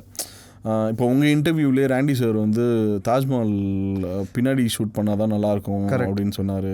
ஸோ இது மாதிரியான விஷயங்கள் இவங்கள மாதிரியான ஆளுங்கிட்ட வந்து எடுத்துக்கணும் நம்ம. அது நான் பண்ணுவேன். ஸோ எனக்கு ஓமை கடவுளேன்னா என்ன லைட்டிங், இதில் என்ன பெஸ்ட்டாக லைட்டிங் பண்ண முடியும், இந்த ஜானரை யார் இதுக்கு முன்னாடி நல்லா அப்ரோச் பண்ணியிருக்காங்க, அதுலேருந்து நம்ம என்ன நல்ல விஷயம் எடுத்துக்கலாங்கிறத நான் பண்ணுவேன். அது மேபி மைண்டில் ஃப்ளாஷ் ஆகிட்டு அது போய்டும். அதாவது மேபி நான் அழ வைக்கணும் பொருள் பார்த்துட்டு அதை விட்டுருப்பேன். ஆனால் அது ரெஃபரன்ஸாக எடுத்துருக்க மாட்டேன். ஆனால் அது தெரிஞ்சோ தெரியாமலோ அது உட்காந்துரும் நம்ம மைண்டில். ஸோ மாவீரனுக்கு நான் அது மாதிரி எதுவும் பண்ணல. பேசிக்காக மாவீரனுக்கு அது மாதிரி எனக்கு ஒன்றுமே தோணலை. எனக்கு வந்து ஷார்ட் ஐடியா அது மாதிரி தான் இருந்தது தவிர லைட்டிங்காக, அப்ரோச்சாக, கான்ட்ராஸ்ட்டாக மாவீரனுக்கு நான் பெருசாக ரெஃபரன்ஸ் எடுக்கல. பட் மற்ற படங்களுக்கு நான் எடுப்பேன். நித்தம் ஒருவனம் நான் சொன்ன மாதிரி மணிசார் படங்கள் நான் எடுப்பேன். இப்போது மாஸ் ஜாத்ரானா வினோத் சார் இது மாதிரி ஒரு மாஸ் கமர்ஷியல் என்ன பண்ணியிருக்காரு. எனக்கு ரீசெண்டாக விஷ்ணு வந்து ஜவான் ஹேண்டில் பண்ணது எனக்கு ரொம்ப பிடிச்சிருந்தது. அது வந்து எனக்கு ஒரு மாதிரி இன்ஸ்பைரிங்காக இருந்தது. அவன் பண்ண லைட்டிங் அது வந்து ஒரு நார்மலான ஒரு ஷாருக் கான் படத்தில் நீங்கள் அதை பார்க்க முடியாது. இல்லைங்க, ஜிகே விஷ்ணுவை பொறுத்த வரைக்கும் I strongly feel one of the best debuts. Yeah of course correct. நான் எதிர்பார்க்கவே இல்லைங்க யாருமே. என்ன டெபியூங்க அது. நான் அந்த பாட்டை இன்னொருத்தர் பார்க்கணுன்றதுக்காகவே 2வது தடவை போனேன். ஆள போகிறான் தமிழன். ஆமாம். அதுவும் அந்த ரெட் அண்ட் ஒயிட். ஆமாம் பயங்கரமான ஒர்க். விஜயகாந்த் கிட்ட இருந்தும் எடுத்துப்பேன், தினேஷ் கிட்ட இருந்தும் எடுத்துப்பேன். இவங்க எல்லாருக்கிட்டேருந்துமே நான் எடுத்துப்பேன் எதனா ஒன்று. ஏன்னா நம்ம மூளை வேறு, அவங்க மூளை வேறு, ஏற்கனவே சொன்ன மாதிரி. பட் நான் அந்த ஸ்பேஸில் அவங்க எப்படி அதை ஹேண்டில் பண்ணுறாங்கன்றத நான் கற்றுப்பேன். அதை பார்க்கணுன்னு நினைப்பேன். பொதுவாகவே அதை பண்ணுவேன். அது எல்லோரும் பண்ணுவாங்கன்னு தெரியாது, பட் நான் பண்ணுவேன். அது காப்பி அடிக்கணும்னு நினைக்க மாட்டேன். அவங்க என்ன பண்ணியிருக்காங்க, அப்போ நம்ம என்ன பண்ணணும், அது மாதிரி பார்ப்பேன். One biggest learning as a சினிமாட்டோகிராஃபர்னா அது என்ன? கன்சிஸ்டன்சி மெயின்டைன் பண்ணுறது. இல்லைனா ஒரு பார் மேலே போகணுன்னு நினைக்கிறது. நான் ஃபர்ஸ்ட் ஆஃப் ஆல் இப்படி இவ்வளோ படங்கள் பண்ணுவேன்லாம் நினச்சி பார்க்கல. ஒரு 15 வருஷத்துக்கு முன்னாடி 10 வருஷத்துக்கு முன்னாடிலாம் அப்படிலாம் நினைக்கல. நம்ம படம் பண்ணால் போதும் அது மாதிரி தான் இருந்தேன். பட் ஒன்று ஒன்று கிடைக்கும்போது அதுக்கு அடுத்து எப்படி போகணுன்றது ஒரு அது நான் நினச்சே பண்ணல. இப்போ ஒரு படம் பண்ணும்போது அடுத்த படத்தோட பெட்டராக இருக்கு, முன்னாடி படத்தோட பெட்டராக இருக்கணும்னு தான் பண்ணிட்டுருக்கேன். ஸோ அந்த கன்சிஸ்டன்சி மெயின்டைன் பண்ணுறது அதை நான் ஒரு பொறுமையில் பண்ணிட்டுருக்கேன்னு தோணுது. அது கதை சூஸ் பண்ணுறதா இருக்கட்டும். சரி, ஃபார் எக்ஸாம்பிள் மாவீரன் எடுத்துட்டிங்கன்னா, மாவீரன் முடிஞ்சு கிட்டத்தட்ட 2 வருஷம் ஆச்சு. இன்னும் என் படம் எதுவுமே ரிலீஸ் ஆகலை இப்போ வரைக்கும். நடுவில் நான் நினச்சா படம் பண்ணணுன்னு பண்ணியிருக்கலாம். பட் நான் வந்து இல்லை, சூஸியாக பண்ணுவோம். நம்ம கதை தான் ஒழுங்காக சூஸ் பண்ணி பண்ணிட்டுருக்கோம் இவ்வளோ நாளாக. அதை ஒழுங்காக மெயின்டைன் பண்ணுவோம். இது உங்கள் ஸ்ட்ரென்த்து நீங்கள் ஐடென்டிஃபை பண்ணியிருக்கேன். அதை நான் ஃபாலோ பண்ணிட்டுருக்கேன். ஸோ அதுதான். டெக்னீஷியனாக விட்டுருங்க. பட் சின்ன வயசுலேருந்து நமக்கு ஏதாவது ஒன்று இருக்கும். அது ஒரு ஸ்ட்ரென்த்தாக இருக்கலாம், இல்லைனா நமக்கு பிடிச்ச ஒரு விஷயமா இருக்கலாம், இல்லை இன்ட்ரெஸ்டாக இருக்கலாம். அது வந்து உங்களுக்கு சினிமாக்குள்ளே வந்த பிறகு ஹெல்ப் பண்ணியிருக்காங்க. சினிமா நான் நிறைய தியேட்டரில் பார்த்தது தான் என்னை படம் எடுக்க வைக்குதுன்னு நான் நினைக்கிறேன். அது வந்து ரொம்ப அன்இன்டென்ஷ்னலாக நம்ம சின்ன வயசில் பண்ணுவோம் இல்லையா. எதனா ஒரு படத்துக்கு விட்டு போயிட்டாங்கன்னா நமக்கு ஒரு கோவம் வரும். அந்த கோவம் எனக்கு வந்து ஒரு பொம்மையை பிடிங்கிட்டு போனால் கூட எனக்கு அந்த கோவம் வராது. ஆனால் அந்த படத்துக்கு என்னையே நீங்கள் கூப்பிட்டு போகல. எனக்கு சின்ன வயசுலேருந்து தியேட்டரில் போய் படம் பார்க்குறது ரொம்ப பிடிக்கும். நைஸ். நான் மேபி இவ்வளோ படங்கள் பார்த்தது தான் என்னை ஒரு சீனையும் இல்லை வந்து ஒரு கதையை விஷுவலாக அப்ரோச் பண்ணுறதையும் என்ன தெரியாமல் நான் அதை பண்ணிருக்கேன்னு நான் நினைக்கிறேன். அது வந்து என்னோடய பெரிய ஸ்ட்ரென்த்து நான் நினைக்கிறேன். ஏன்னா அந்த தேட்டரில் எல்லாம் நான் வாழ்ந்திருக்கேன். ஒரு 3 படம் ஒரே படத்தை கண்டினியூஸாக 3 வாட்டிலாம் பார்த்துருக்கேன். என்ன படம்? முறைமாமன். அப்படியா? ஆமாம். ஸோ என் மாமா வந்து தேட்டர் ஆப்ரேட்டராக இருந்தார் ஆர்னியில். ஸோ அவருக்கு நான் லீவுக்கு போகிறேன்னா நான் அதுக்கு தான் போனேன். சினிமா பேரடைஸ் அது மாதிரி தான் வச்சுக்கோங்களேன். சாப்பாடு காலையில் அவர் காலைல வந்துடுவார். அவர் வீட்டிலேருந்து சாப்பாடு கொண்டு வந்து கொடுத்துட்டு, சாப்பாடு நானே கொண்டு போய் கொடுக்குறேன்னு ஆசையாக கொண்டு போவேன். ஏதோ மாமா மேலே ஆசையாக கொண்டு கொடுக்கன்னு நினச்சிப்பாங்க. பட் நான் போனால் ஒரு படத்தை பார்க்கலான்ற ஒரு ஆசையில் தான் போவேன். அதே மாதிரி எதனா ஒரு ஃபங்க்ஷனுக்கு போகிறாங்கன்னா வீட்டில் மாமா தேட்டரில் இருக்காருன்னு விட்டு போயிடுவாங்க. நாங்கள் ஒரு குழந்தைங்கள ஒரு 4-5 பேர். ஸோ அவங்க வர வரைக்கும் நாங்கள் அங்கேயே தான் இருந்தோம். வேறு வழியில் அந்த படம் நம்மளுக்கு பிடிக்கலனாலும் நம்ம அந்த படத்தை பார்த்து தான் ஆகணும். அது மாதிரி. ஸோ அது மாதிரி சின்ன வயசில் இதுவும் இருக்குது. அதே மாதிரி படத்துக்கு ரொம்ப ஏர்லியாலாம் நான் கட்டடிச்சுட்டு படத்துக்கு போயிருக்கேன்னு நினைக்கிறேன். ஒரு 4th படிக்கும்போது. 4th படிக்கும்போது கட்டடிக்கலானே தெரியாது எனக்கு. அது மாதிரி சினிமா மேலே எப்போவுமே ஒரு இது இருக்குது. அதே மாதிரி நான் இங்கே சென்னையில் ஹாஸ்டலில் படிச்சுட்டு வந்தேன். நான் 8th 9th 10thலாம். அதை நான் ஊருக்கு போயிட்டு வர நாள் லீவாக இருக்கும்.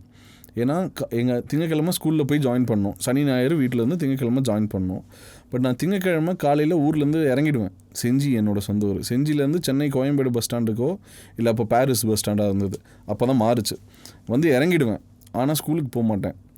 எதனா தேட்டரில் போயிட்டு காலைல ஒரு படம், ஒன்று அது ரோகிணி தேட்டராக இருக்கும் இல்லை சங்கம் தேட்டராக இருக்கும். காலைல ஒரு படம், மதியானம் ஒரு படம் பார்த்துட்டு சாயங்காலமாக போய் உடம்பு சரியில்லை அதனால் லேட்டாக வந்துட்டேன் அப்படின்னு சொல்லி. ஸோ எப்போ என்னோடய எல்லா மண்டேயுமே ஆப்சண்ட்டாக தான் இருக்கும் ஸ்கூலில். அது மாதிரி. ஸோ அதுதான் வந்து என்ன அறியாமலே எனக்கு ஏதோ ஒரு சினிமா சொல்லி கொடுத்துருக்குன்னு நான் நினைக்கிறேன். சூப்பருங்க. தேங்க்யூ. Very happy. தேங்க்யூ. ரொம்ப சந்தோஷம். I had a great time. Same year. ரொம்ப ஹாப்பியாக இருந்தது. நான் எனக்கு ஏதோ இன்டர்வியூ பண்ண மாதிரி இல்லை, ஏதோ ஜாலியாக அவங்ககிட்ட பேசிட்டு போன மாதிரி தான் இருக்குது எனக்கு. அப்படி இருக்குன்னா சந்தோஷம். Thank you. And looking forward to all your works. நான் வந்து ரொம்ப கண்டிப்பாக நான் மாஸ் ஜாத்ரா தேட்டரில் பார்ப்பேன். சென்னையில் இருந்தால் சொல்லுங்கள், சேர்ந்து பார்க்கலாம். அஃப்கோர்ஸ் நான் எனக்கு தெரிஞ்சு சென்னையில் தான் இருப்பேன்னு நினைக்கிறேன். நம்ம கண்டிப்பாக சேர்ந்து பார்க்கலாம். சூப்பர். மாஸ் ஜாத்ராவில் சந்திப்போம். Thank you so much. Yes. Crucianet, India's fastest customer support. Certified by Google, trusted by Indian Air Force, Greater Chennai Police and 20,000 families. Call 94980 10101 to avail 1 month free internet.